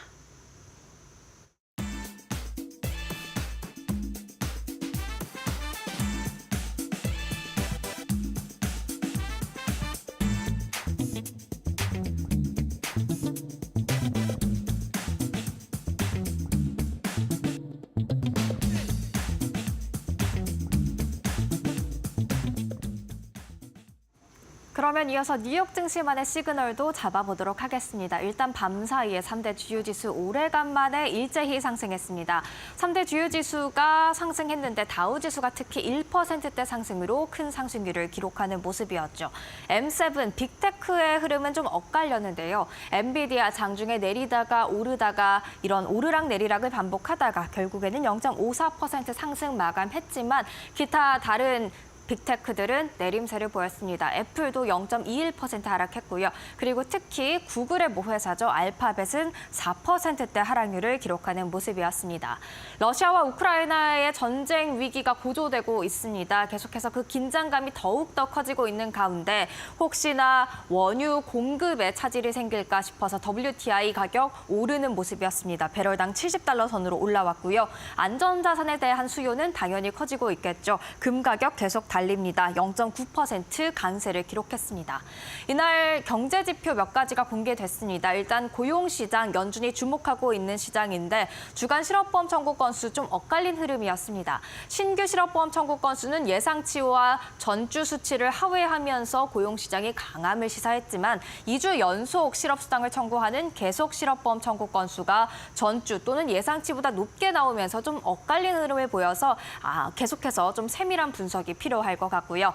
제조업 활동 지수가 마이너스 5.5를 기록하면서 역시나 10월 수치 그리고 예상치에 비해 아쉬운 모습을 나타냈다는 점은 참고하셔야 될 것 같습니다. 그리고 이번 주 많은 연준 위원들의 발언이 예정이 돼 있었고 이날도 시카고 연은 총재가 입을 열었는데요. 목표 지점에 가까워질수록 인하 속도를 늦추는 것이 합리적이다. 좀 신중한 입장을 내비쳤습니다. 이에 따라서 12월 FOMC 기준금리 전망치 계속해서 동결 가능성 높아지고 있습니다. 현재 44%로 시장은 예상을 하고 있습니다. 그렇다면 이날 전체적인 시장 분위기 어땠는지 히트맵을 통해서 확인해 보시죠. 빅테크가 빠져있는 시장이었습니다. 엔비디아가 장중에 또 하락하면서 장중에는 M7 종목 중 오르는 종목이 단 한 종목도 없었는데요. 그래도 엔비디아가 0.54%, 호실적 바로 다음 날 소폭의 반등 흐름을 보여주는 모습이었고요. 전체적인 지도를 다시 한번 보시죠. 유독 S&P 500 안에서도 대형주보다는 그보다는 좀 시가총액이 작은 종목들의 강세가 눈에 띄는 시장이었습니다. 섹터별로 봐도 산업 섹터라든가 금융 섹터라든가 유틸리티 섹터가 특히 잘 나가는 모습이었는데요. 그만큼 기술주에서 경기 민감주로 좀 로테이션이 일어나는 트럼프 트레이드가 나타나는 모습들이었다 해석해 볼 수가 있겠습니다. 그렇다면 엔비디아 잠깐 더 확인하고 넘어가 볼까요? 엔비디아 변동성은 계속해서 주의를 하셔야 될 것 같습니다. 조금 전에도 말씀을 드렸지만 실적 발표 이후 시간을 거래해서 하락하다가 목요일 정규 거래에서도 오르락 내리락을 이렇게 반복하는 모습들을 보였거든요. 변동성의 이유 호실적에도 불구하고 전분기 대비 약해진 매출 성장세라든가 가이던스가 다소 아쉬웠다던가 여러 가지 이유가 있을 텐데요. 지금까지 워낙 어닝 서프라이즈에 대한 기대가 컸기 때문에 이런 높아진 기준에 못 미칠 경우 조금의 비중 축소가 일어날 수 있는 점은 기억해야 된다. 변동성은 예상해야 된다라는 게 지금 월가의 입장이 되겠습니다. 그렇다면 다른 빅테크 이슈들도 확인해 보도록 하죠. 애플이 0.21% 내렸는데 인도네시아에 통 크게 투자했습니다. 하지만 인도네시아 아이폰 16 판매 금지 해제까지는 아직 몇 가지 더 논의가 남아 있어서 계속해서 어떤 이슈들이 나올지 지켜보셔야 될 것 같고요. 아마존 2%대 하락률을 기록했는데요. 내부자들의 잇따른 주식 매도가 이루어지고 있는 점이 좀 주가에 하방 압력을 가한 것으로 보여집니다. 또 알파벳 유독 큰 하락률 4%대 하락률을 기록했었죠. 구글 이슈 때문에 그렇습니다. 구글 이슈도 간략하게 살펴보시죠. 오늘 놓치면 안 될 구글 이슈, 밤사이에는 4.56% 내림세를 보였는데요. 미 법무부가 구글의 크롬 매각을 법원에 요청했다라는 소식 들으셨죠? 이 크롬의 가치가 200억 달러에 이르기 때문에 인수할 수 있는 기업이 있을지 그리고 법원이 이 요청을 받아들일지는 미지수입니다만 일단 만약에 실제로 매각이 이뤄지게 된다면 구글로서는 큰 위기에 처하게 되는 게 크롬을 통해서 얻어지는 검색 광고 매출의 비중이 무려 전체 매출에서 56%에 달하기 때문입니다. 절반 이상이 사라질 수 있다는 의미가 될 텐데 이렇게 되면 구글의 실적이 악화될 수 있다는 점 참고하시면서 대응을 하셔야겠습니다. 그럼 계속해서 다음 이슈 확인해 보겠습니다. S&P 500 지수 랠리가 과연 이어질까요? UBS가 긍정적인 이야기 제시했습니다. 내년 말 7,000선까지도 가능하다라는 게 UBS의 입장인데요. 트럼프 행정부하에서 법인세 인하 또 규제 완화가 이어진다면 이미 지속적인 AI 투자 그리고 강한 경제 성장으로 잘 다져진 강세장이 이어질 것이다라는 게 UBS의 입장입니다. 기본 시나리오도 6,600포인트로 꽤 높은 수준을 나타내고 있기 때문에 내년에도 과연 랠리가 이어질지 될지 한번 같이 마켓 시그널과 지켜보시죠. 마무리 짓겠습니다. 뉴욕 증시 시그널입니다. 일단 엔비디아가 큰 변동성을 보이고 있기 때문에 SK하이닉스나 한미반도체 등 연관성이 높은 종목들의 변동성 주의하셔야 되겠습니다. 또 뉴욕 증시에서는 빅테크에서 경기 민감주 또는 중소형주로 로테이션이 일어나는 모습들 확인할 수가 있겠는데요. 비슷하게 차용한다면 국내 중소형주도 랠리를 보이지 않을까 기대해 볼 수 있겠습니다만 지금 워낙 미국 증시가 강하면서 자금이 미국 증시 쪽으로 이동을 하고 있기 때문에 이 트렌드를 그대로 따라간다라고 보기에는 다소 좀 어려움이 있지 않을까 생각을 해보기도 합니다. 이렇게 뉴욕 증시 목요일장을 통해서 국내 증시에 적용해 볼 수 있는 시그널들까지 찾아봤습니다.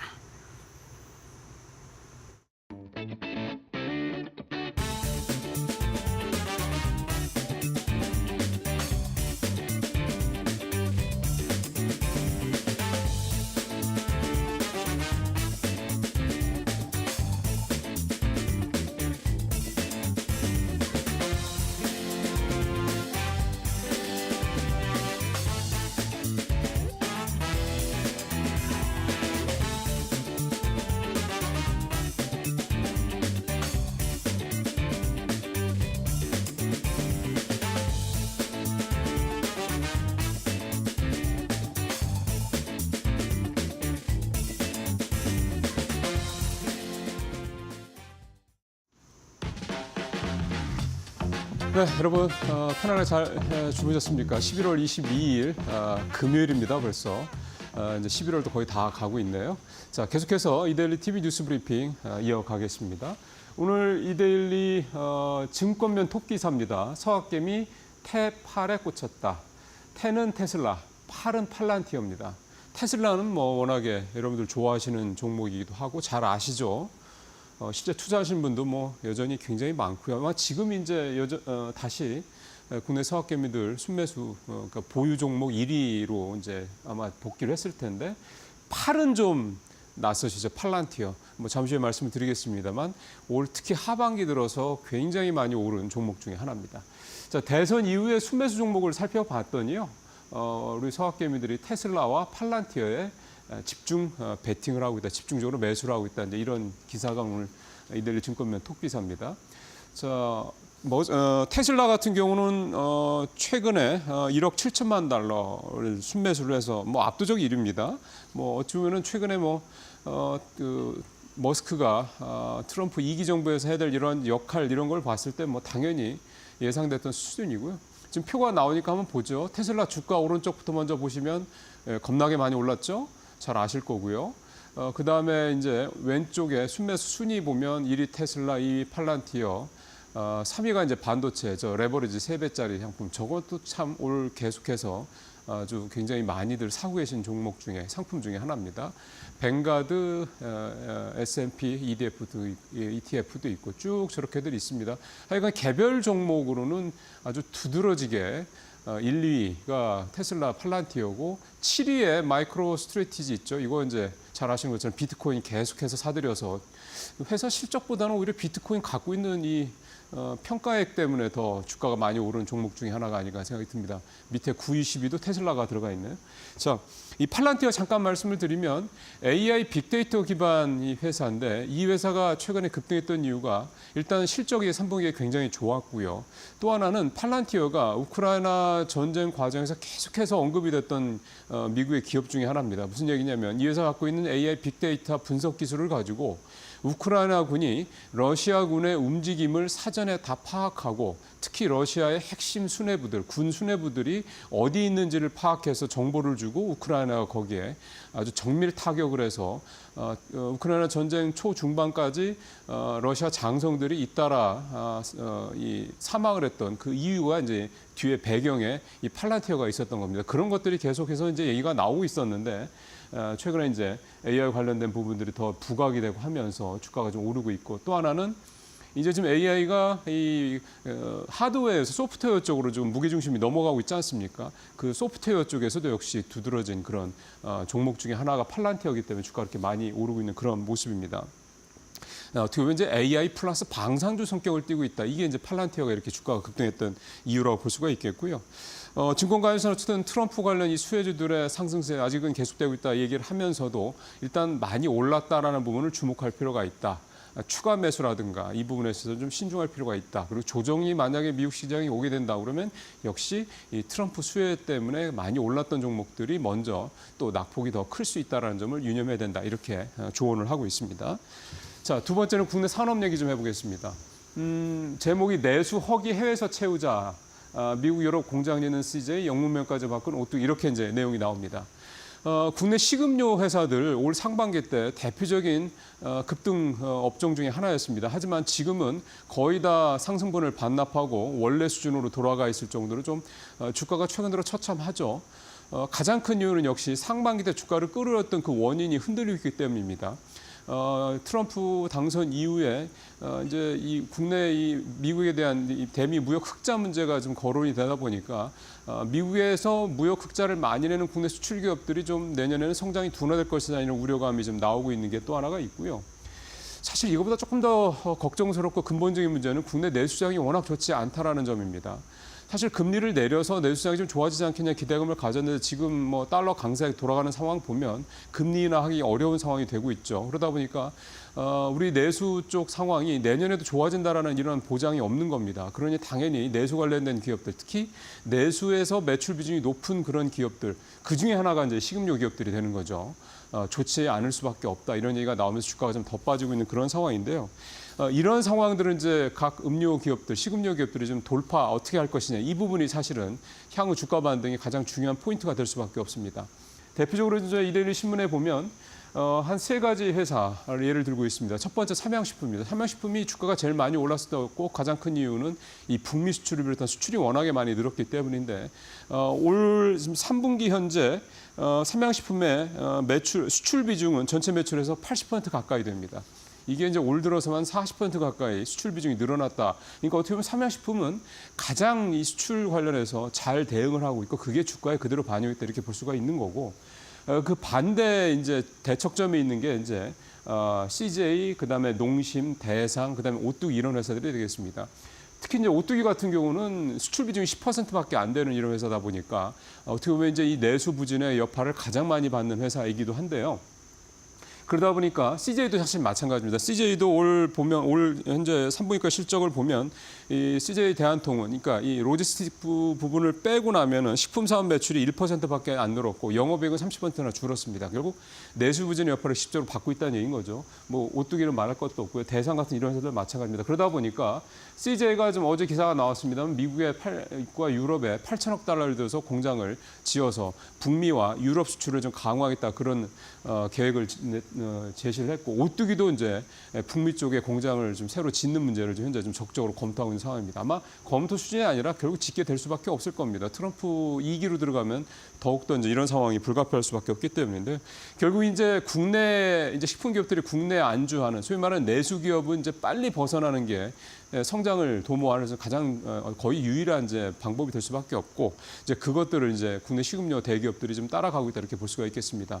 어쨌든 좋은 거는 결국 이제 K푸드에 대한 인기가 전 세계적으로 높아지고 있기 때문에 이런 점들을 감안한다면 밖에 나가서도 한번 해볼 만하다는 자신감도 붙었다 이런 해석도 해볼 수가 있겠습니다. 자, LG화학이 미국에서 리튬 10만 톤을 확보했다라는 기사가 이제 오늘 이데일리 산업면에 나와 있습니다. 엑슨모빌이랑 공급 업무 협약을 체결을 했는데요.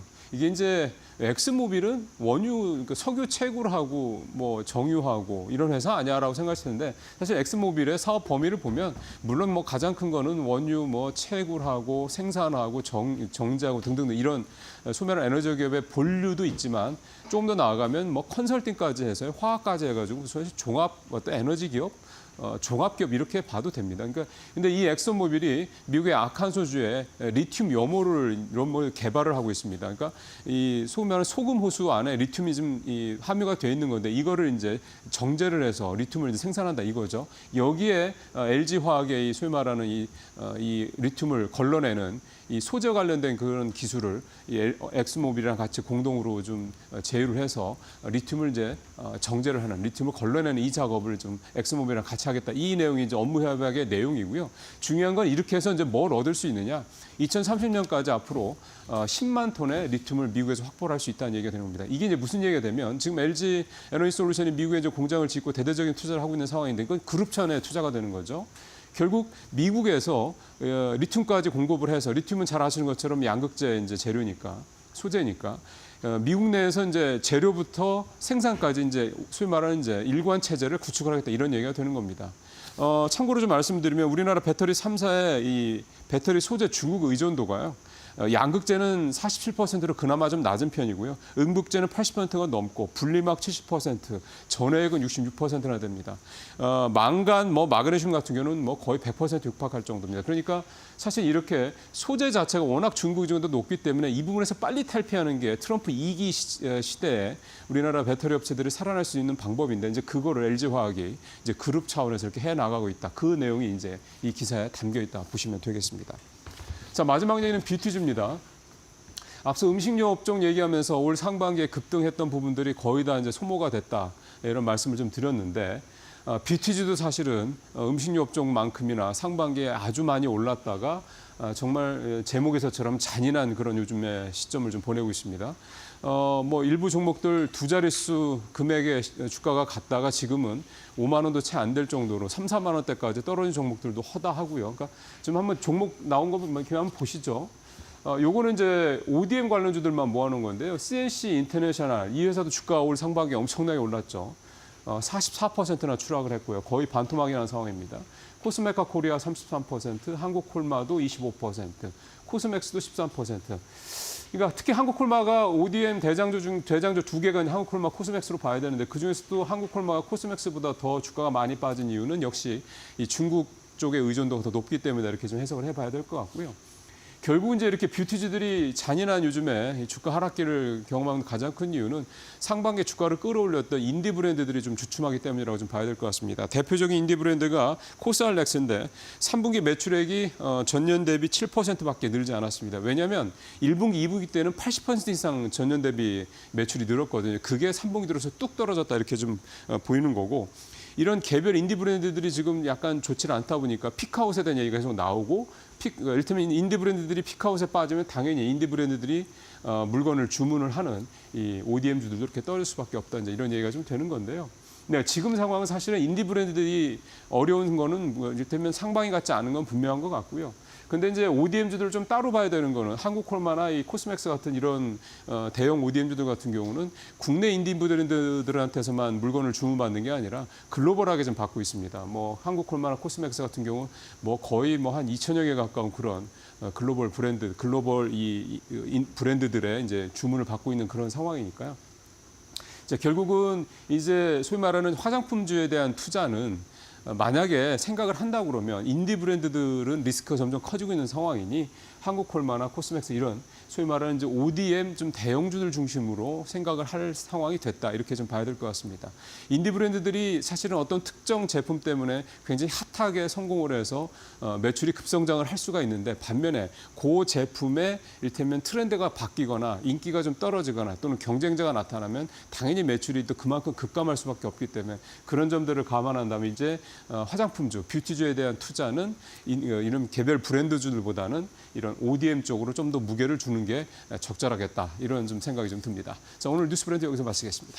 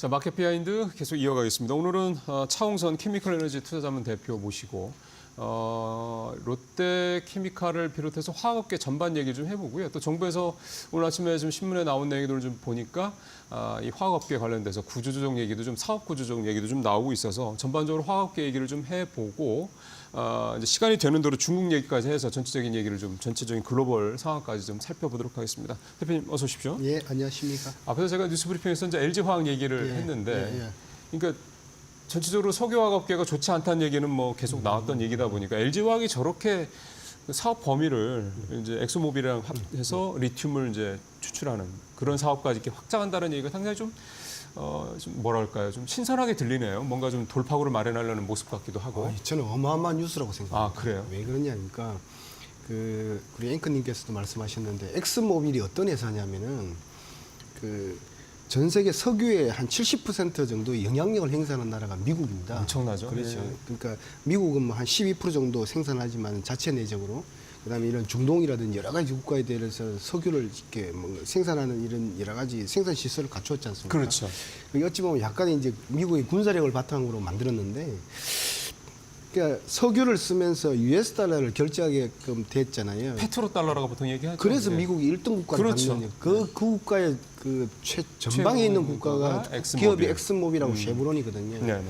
그러니까 석유는 곧 미국이라는 거죠. 그렇죠. 그런데 미국의 전략이 뭐냐면은 트럼프 대통령도 이제 들어오셨었고 바이든 민주당은 물론이지만은 이게 보면은 이 석유에서 전기차로 간다는 거는 미국 정부도 인정하고 있어요. 그거는 공화당, 민주당 딱 공이 가리지는 않습니다. 그런데 이제 맞습니다.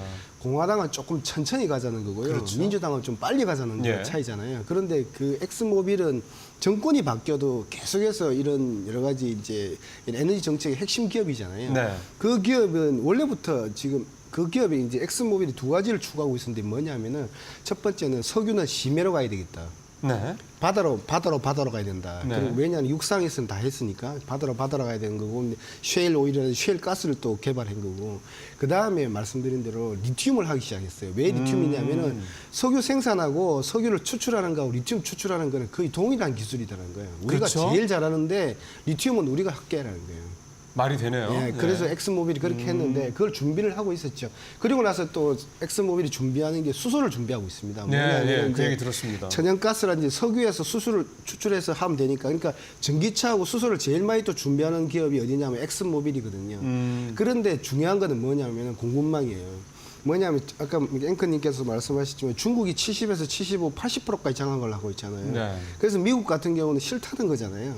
미국 위주의 공급망을 편제를 해야 된다는 거잖아요. 그렇죠. 지금은 자, 중국 중심이니까. 그런데 한번 생각해 보십시오. 미국에서 생산되는 리튬을 누구한테 줍니까? 중국한테 줄 수도 있잖아요. 왜 70% 마켓시어가 있는데 그 중국보다는 누굴 줬습니까? 한국한테 준 거잖아요. 그렇죠. 그러니까 그 반도체 그때 그 미국 정부가 발표할 때 4개를 발표했습니다. 그죠? 이거 핵심적인 거라서 예. 미국화돼야 된다는 게 반도체, 배터리, 그렇죠. 바이오, 그다음에 하나 네. 붙은 게 광물이 붙어 광물. 있습니다. 그렇죠. 아. 배터리 광물인데 지금 보시면 알겠지만 배터리 광물에 연결되어 있는 건데 여기 이제 그 엑스모빌 같은 경우는 한국 기업이 예를 들면 LG화학을 낙점을 한 거잖아요. 그렇죠. 배터리를 미국 내에서 생산해서 전기차를 만들어 달라는 거예요. 예, 최종 제품까지. 네, 그러니까 어찌 보면은 엑스모빌이 원했다는 거는 제가 볼 때는 미국 정부가 원했다는 소리일 수도 있어요. 그렇죠. 네. 그러다 최근에 어떤 일이 발생했습니까? 트럼프 대통령이 우리 윤석열 대통령께 전화하면서 조선이 필요하다. 네, 그것 네. 때문에 조선 주가가 날아갔잖아요.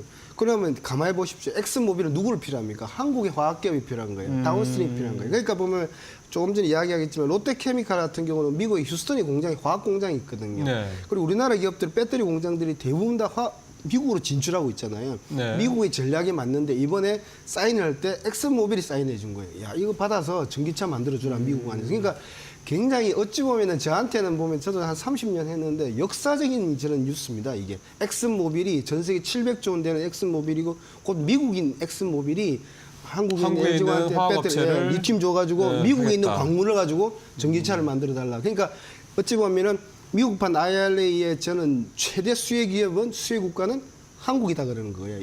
1등은 전 세계 마켓시어 1등은 중국입니다. 근데 2등은 한국인데 그 한국을 낙점한 거예요. 엑스모빌이. 미국 그 말씀하는 김에 좀 갑자기 궁금해졌는데 사실 지금 석유화 이쪽 분야 역시 그게 중국이 지금 사실 글로벌 넘버원이라고 봐야 되는 거고 인프라도 그렇고 생산량도 그렇고 그 다음에 전에도 말씀하셨지만 중동의 이그 산유국들이 이 석유화학 설비를 대대적으로 최근에 몇 년 사이에 보강을 해서 지금은 이제 어찌 보면은 그 생산량 이런 걸로 봤을 때 이제 중국의 이제 범과 활동도 커지고 있고 그 외에 따져보면 결국 이제 우리 정도 있는 거잖아요. 근데 그렇게 보면은 이제 1, 2, 3로 봤을 때 미국 입장에서 봤을 때 미국이 석유화학 인프라가 지금 별로 없는 거죠. 아, 1, 2, 3 아닙니다. 1, 2만 있습니다. 그래요? 중국 아니면 한국입니다. 아, 왜냐하면 그러면 중동은 아직 그 정도는 아니고. 중동은 제가 볼 때는 중동 국가는 그 석유를 만드는 게 메이저고요. 네. 일단 화학은 진출했는데 그 앵커님도 보시면 중동은 증산한다는 소리보다는 감산한다는 소리가 많은 국가잖아요. 그렇죠. 그죠? 오펙이 이게 감산하는 기업이잖아요. 그죠? 네. 그러니까 제가 볼 때는 중동은 그렇게 우려할 여유는 아닙니다. 그러면 1, 2가 중국이랑 한국인데 미국 입장에서 봤을 때 당연히 한국을 키워서 자기들이 부족한 석유화학 쪽을 키우기에는 결국 한국과 뭔가 자꾸 손을 잡아야 된다. 그런 그러니까, 논리시군요. 그렇죠. 이런 거죠. 중국의 전략은 이런 거였습니다. 뭐냐면은 그 미국의 전략은 미국은 설계의 나라잖아요. 빅테크, 그렇죠. 빅파마, 빅에너지의 나라인데 이게 설계의 나라입니다. 제조는 다른 나라에서 그렇죠, 하게 돼 있어요. 그렇죠. 근데 그동안에 그 그런 식이었죠. 제조 광국을 2001년도부터 25년 동안 누구를 썼냐면은 중국을 썼던 그렇죠. 겁니다. 그런데 원래는 중국이 못 따라올 줄 알았는데 중국이 급격하게 따라서 지수까지 올라왔고 지원을 초월한다는 계획들이 나왔지 않습니까? 이래서는 안 되겠다는 거죠. 그러니까 중국의 전략은 뭐냐면 제조를 하는데 제조를 1등 국가 해가지고 한국을 밀어내가지고 우리가 제조를 다 차지해가지고 우리 1등 국가로 올라가겠다는 전략인 거죠. 그러니까 그 옐렌 장관도 그렇지만은 그렇게 무리하게 공급과잉이라든지 국가 보조금으로 국가를 키워서는 안 된다. 그러다 보면 누굴 키웠냐면은 1985년도 플라자 합의 때 그때 당시 일본이 G2에서 지원으로 가려고 그럴 때 미국 같은 경우 반도체를 수출을 조금 금지시키고 예를 들면 이제 환율 같은 경우는 환율을 확 쳐버렸잖아요. 그렇죠. 반으로. 그러면서 네. 일본이 G2에서 G3로 그렇죠, 내려왔잖아요. 그렇죠. 네. 똑같은 전략이에요. 그러니까 어찌 보면은 중국이 1등으로 올라가는 전략에 제동을 걸고 한국이 그 대신 밀려 있는 한국이지만 한국밖에 없어요. 지금 네, 제조 네, 국가는 그러니까 한국을 키워주겠다 그런 전략이다 보시면 될 것 같습니다. 요 얘기는 사실 원래 오늘 저희가 네. 롯데 얘기를 좀 하려고 원래 대표님이랑 준비를 했었는데 롯데도 제가 볼 때는 좀 이따 여쭤볼 건데 이 LG 화학 관련된 이런 미국의 어떤 큰 전략에 대한 얘기는 따로 한번 요 얘기만 가지고 한번 말씀을 좀 나눠보는 게 좋을 것 같습니다. 다음번에 대표님 나오실 때는 그 얘기를 좀 한번 해보면 좋을 것 같은 생각이 들고요. 이제 다시 롯데 얘기를 좀 해보도록 하겠습니다. 롯데 그룹과 관련돼서 계속 증권가 지라시를 비롯해서 계속 업계에서 나온 얘기가 롯데 자금난, 롯데 위험하다 등등등 하여간 안 좋은 얘기 많이 나왔는데 어제 롯데그룹에서 우리 가용 자산이 71조나 되니까 유동성 문제 없어라고 일단 얘기를 했고요. 그 중에서 가장 대표적으로 지금 롯데그룹 내에서도 위기설이 봉착 나오고 있는 게 케미컬이잖아요. 이게 뭐 석유화학 뭐 이쪽 관련해서 계속 좀 업황도 안 좋고 중국도 경기 부양 하는 듯 하다가 좀 찌뚱미지근하고 뭐 등등등 하면서 그래서 롯데케미칼이 어쨌든 가장 좀 부각이 되고 있다 보니 롯데케미칼에 대한 상황을 좀 우리 시청자분들께서 괜찮은 거야, 문제 없는 거야, 뭐 이거 아니면은 포기해야 되는 거야 등등등 이런 부분에 대한 궁금증들이 있으실 것 같습니다. 그래서 롯데케미칼 얘기를 좀 집중적으로 좀 오늘 말씀을 나눠보고 싶은데 첫 번째 케미칼 주가가 그때 중국 경기 부양한다고 했을 때 조금 그때 좀 많이 올랐었잖아요. 그 이후의 흐름이 좀 어떻습니까 요즘에? 차별화되고 있는데. 중국에 보면은 그러니까 그 온도차가 있는 것 같아요. 보면은 중국의 심천 지수는 저점 대비 36% 올랐거든요. 네. 5점 찍고 내려와도 36% 올랐기 때문에 굉장히 많이 오른 거네요. 우리나라 따지면은 주가 지수가 3,500포인트 간 겁니다. 그런 거죠. 네. 2,500포인트에서 3,500포인트 가면은 마음이 어땠을까? 뭐 투자자만 환호성을 했겠죠, 그죠? 네. 중국은 주가 지수는 이미 중국 중앙정부로 봤을 때는 굉장히 우리는 훌륭하게 잘했구나라는 평가를 하는 것 같아요. 그러면서 이제 발표된 게 뭐냐면 이제 중국 중앙정부는 두 가지를 하고자 하는 것 같아요. 첫 번째는 뭐냐면 주가를 부양하면 소비가 좋아질 것이다. 그다음에 그렇죠. 이제 부동산 부양을 하게 되면은 이제 얼어붙은 돈들이 있지 않습니까? 예. 지금 그 중국의 가계금 같은 경우가 지금 보면은 거의 한 3개월이 있지 않습니까? 네. 3개월 중에 그 저축률이 40%거든요. 그래서 40% 중에서 20%만 나와도 1경 5천 원이면 나와도 경기가 부양될 거라는 거지 않습니까? 네. 그래서 제가 볼 때 중국 정부는 두 가지 전략을 취한 것 같아요. 뭐냐면은 종합 주가 지수가 이거 뭐 시가총액 그림 잘 보시면 될 것 같고요. 종합 주가 지수가 보면은 이 3,600포인트 갈 정도면은 일단 종합주가지수 부양은 조금 있다가 그러니까 여러 가지 쿠폰이라든지 재정정책 소비를 하는 거는 조금 대기. 왜냐하면 미국 정부가 이제 진행되는 걸 보고 하겠다는 그런 전략이었던 것 같고요. 그리고 부동산을 잡아야 되겠다. 부동산을 올려야 되겠다는 생각을 하는 거죠. 근데 이제 중국의 지방정부 부채가 한 약 2경 원이 되는 걸로 알려져 있습니다. 그게 보면 대부분 다 이제 부동산 관련 부채들이거든요. 그렇죠. 네. 그래서 보면 한 2,400조 원을 투입하면은 이걸 끌어올릴 수 있지 않겠느냐. 그래서 원래 보면은 중국 시진핑 주석께서 9월 26일자부터 완전히 마음이 변했다고 그래요. 옛날에는 부동산을 규제해야 되겠다는 게 했는데 지금은 뭔가 이게 약간의 그런 여러 가지 충격적 말들을 들으면서 이제 부동산을 부양하는 쪽으로 급격하게 올라갔다 이렇게 보시면 됩니다. 예. 그러면서 했는데 그리고 중국 지수는 괜찮은데 이제 한국은 오히려 보면은 재정 정책이 조금 미흡하지 않냐 그러는데 그렇죠. 좀 전혀 미흡하지 않다 이렇게 생각하거든요. 그래서 재미있는 거는 앵커님께서 그랬지만은 6주 연속으로 제품 가격이 올라가고 있습니다. 아, 9월 26일을 기준점으로. 그러면은 7, 8, 9월 달하고 10, 11, 12월하고는 완전히 판이 틀리잖아요. 그러네요. 4분기하고. 그러니까 경기 부양을 기점으로 해서 석유화학 제품들의 가격이 올라가고 있다. 올라가고 있죠. 6주 연속 올라가고. 그리고 두 번째는 오늘은 뭐 70달러지만 유가가 70달러면 그리 높은 수준은 아니거든요. 그렇죠. 네. 제품 가격은 더 올라갔고 옆으로 횡보를 하면서 스프레드는 더 벌어졌죠. 그러면 수익성이 좋아진다는 얘기잖아요. 좋아지죠. 그렇죠. 네. 4분기가 이제 4분기 내년에 제가 볼 때는 저는 아주 좋아질 거라 이렇게 보고 있는데 주가는 오히려 빠졌기 때문에 결국은 주가는 선행해서 올라갈 거라는 네. 거죠. 근데 이제 말씀하신 대로 이게 경제가 이게 돌았을 때는 이 저점에서는 항상 있지 않습니까? 이런 여러 가지 부채에 대한 이런 이슈가 나옵니다. 악재들이 많죠. 네. 네. 근데 이제 롯데케미칼 같은 경우는 여러 가지 유동성도 풍부하고 두 번째는 이제 부채 비율이 75%라서 그렇게 높지 않은 수준이고. 그렇죠. 예, 그리고 두 번째는 이제 자회사들도 많습니다. 뭐 롯데에너지, 롯데 정밀학이라든지 옛날에 삼성 정밀학이었잖아요. 예. 그다음에 롯데 에너지 머티리얼즈라든지 그다음에 롯데케미칼 안에 보면 제일모직도 자산들이 들어와 있습니다. 옛날에 삼성그룹한테서 제일모직을 샀잖아요. 예. 이게 첨단 소재 같은 경우는 영업이익률 6%이기 때문에 제가 볼 때 유동성은 풍부하다 이렇게 보시면 됩니다. 그럼 최근 들어서 순이익이 그 다음 표가 아마 준비됐을 텐데 롯데케미칼 순이익 추이에서 보면 2000년대, 2020년대 들어서 뚝 떨어진 게 그러니까 팬데믹 이후에 뚝 떨어진 게 좀 보이거든요. 그러니까 저런 것들에 대한 부분들이 있기는 한데 일단 기본적으로 롯데케미칼이 갖고 있는 어떤 그런 자금 이런 부분들 유동성 문제들은 큰 문제는 없다. 그렇죠. 근데 저게 중요한 게 뭐냐면은 저기 보면은 이제 경제가 화랑일 때 미국과 중국이 동시에 부양할 때 지금 동시에 부양하고 있지 않습니까? 그렇죠. 그 금리 미국 금리 인하고 중국 예, 금리 중국도 인하고 지정금리 금리 인하고 인하고, 이럴 때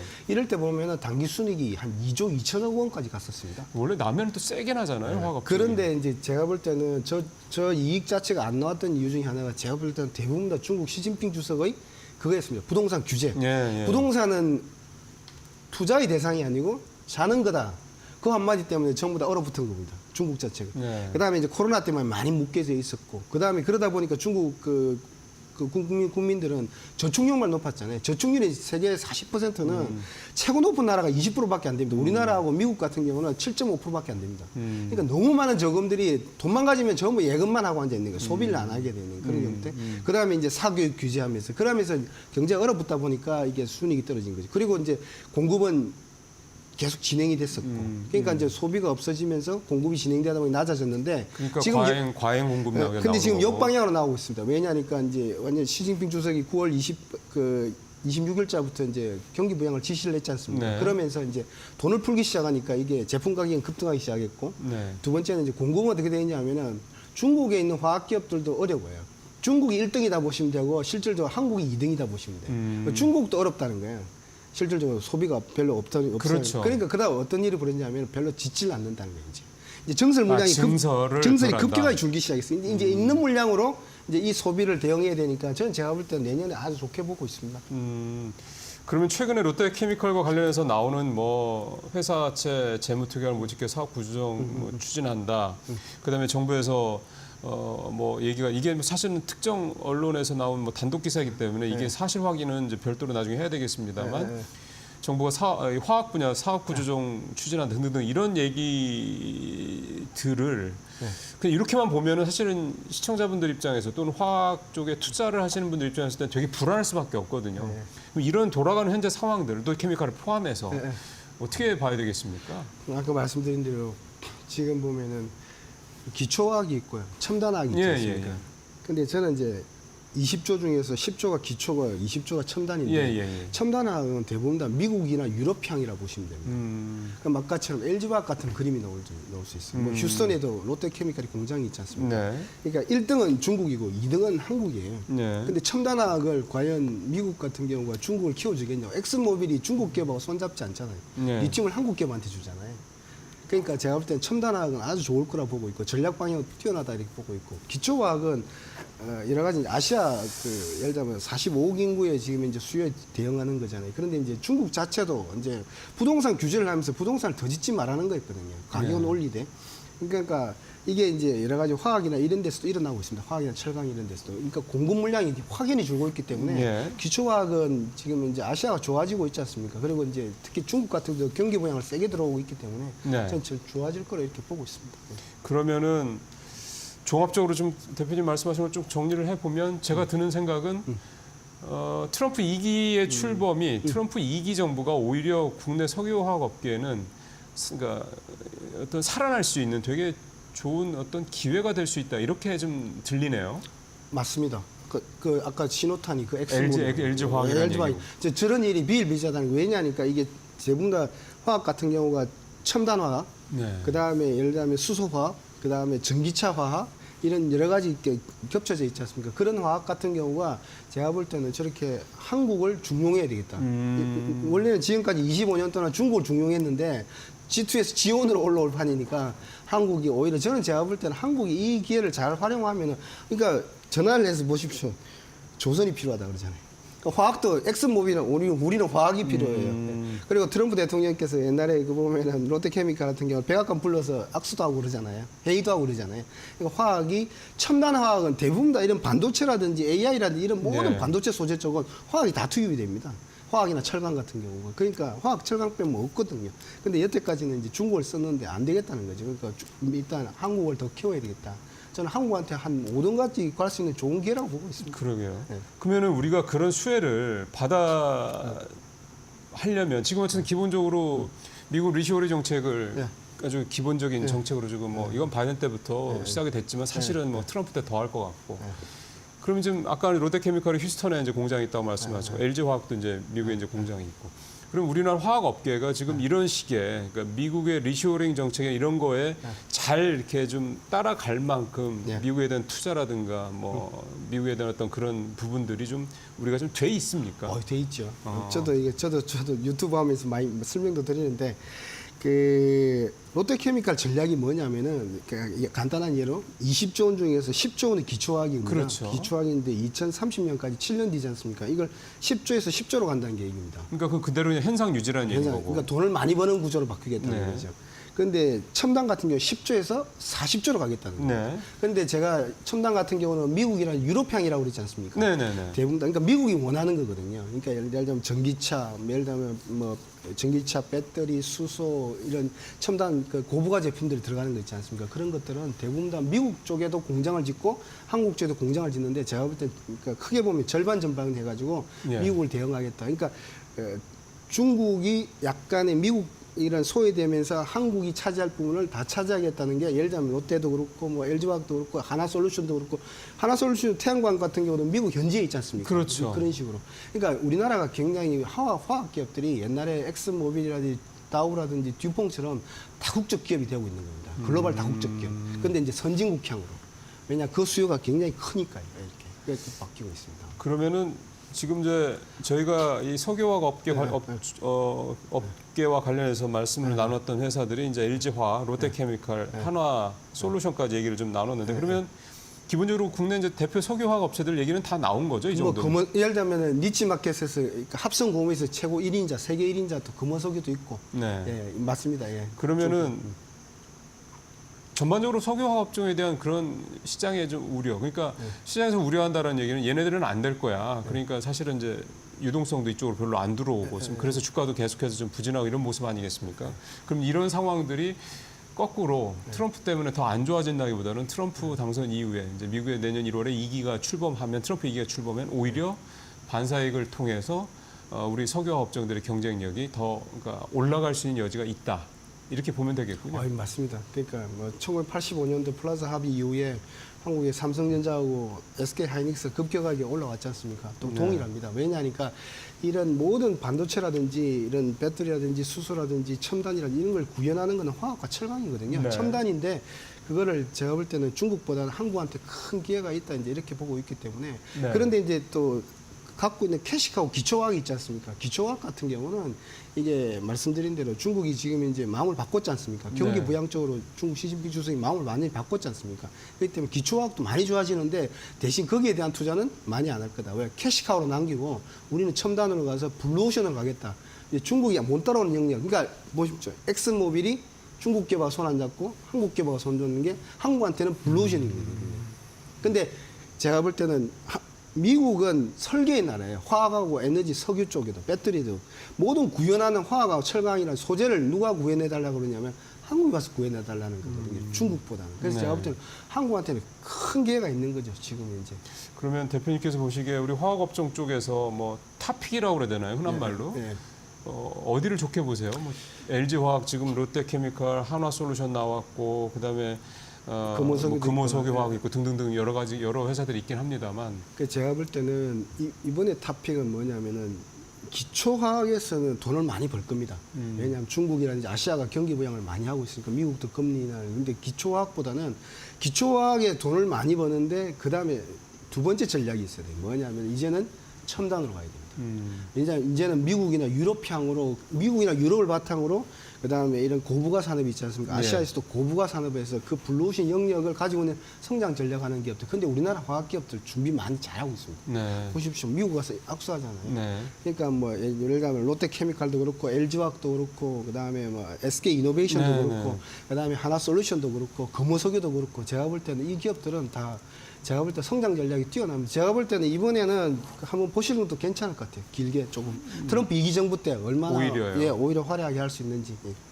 그러면 뭐 유가가 지금 트럼프가 지금 기본적으로 대선 공약에서 늘 얘기했던 것들 하나가 미국의 에너지 가격, 즉 소위 말해서 이제 기름값을 뭐 최대한 낮출 거야라고 얘기를 해서 이제 엑스모빌 같은 에너지 기업들의 주가도 좀 많이 오르고 그랬던 건데 유가가 하락한다라고 쳤을 때 석유화학업계의 회사들의 뭐 수익성 이런 부분에서 큰 문제는 없겠습니까? 유가 하락할 때 유가가 대표적으로 하락했을 때 2017년도 트럼프 딱 그 1년 차였습니다. 네네네. 우리나라 화학 기업들의 사상 최대 이익이 아, 있습니다. 그래요? 그 정도 얘기만 드려야 될 것 같습니다. 딱 뭐 그 이상 무슨 더 말이 필요 있겠습니까? 트럼프 1기 때 석유화학 업종들이 그때 수익성이 최고였다. 이 말씀까지 오늘 들으면서 다음번에 차 대표님 뵀을 때는 좀 전반적으로 특정 종목이 아니라 이 석유화학 업계 전반에 대한 얘기를 이렇게 미국 통해서 반사이익 이런 부분들에 대한 얘기를 좀 더 들어볼 수 있도록 하겠습니다. 대표님 말씀 잘 들었습니다. 예, 감사합니다. 자, 잠시 후에요. 마켓나 일부로 들어가서 오늘 구체적인 투자 전략, 그다음에 이제 다음 주 이제 가야 되기 때문에 다음 주 투자 전략까지 좀 짜보도록 하겠습니다.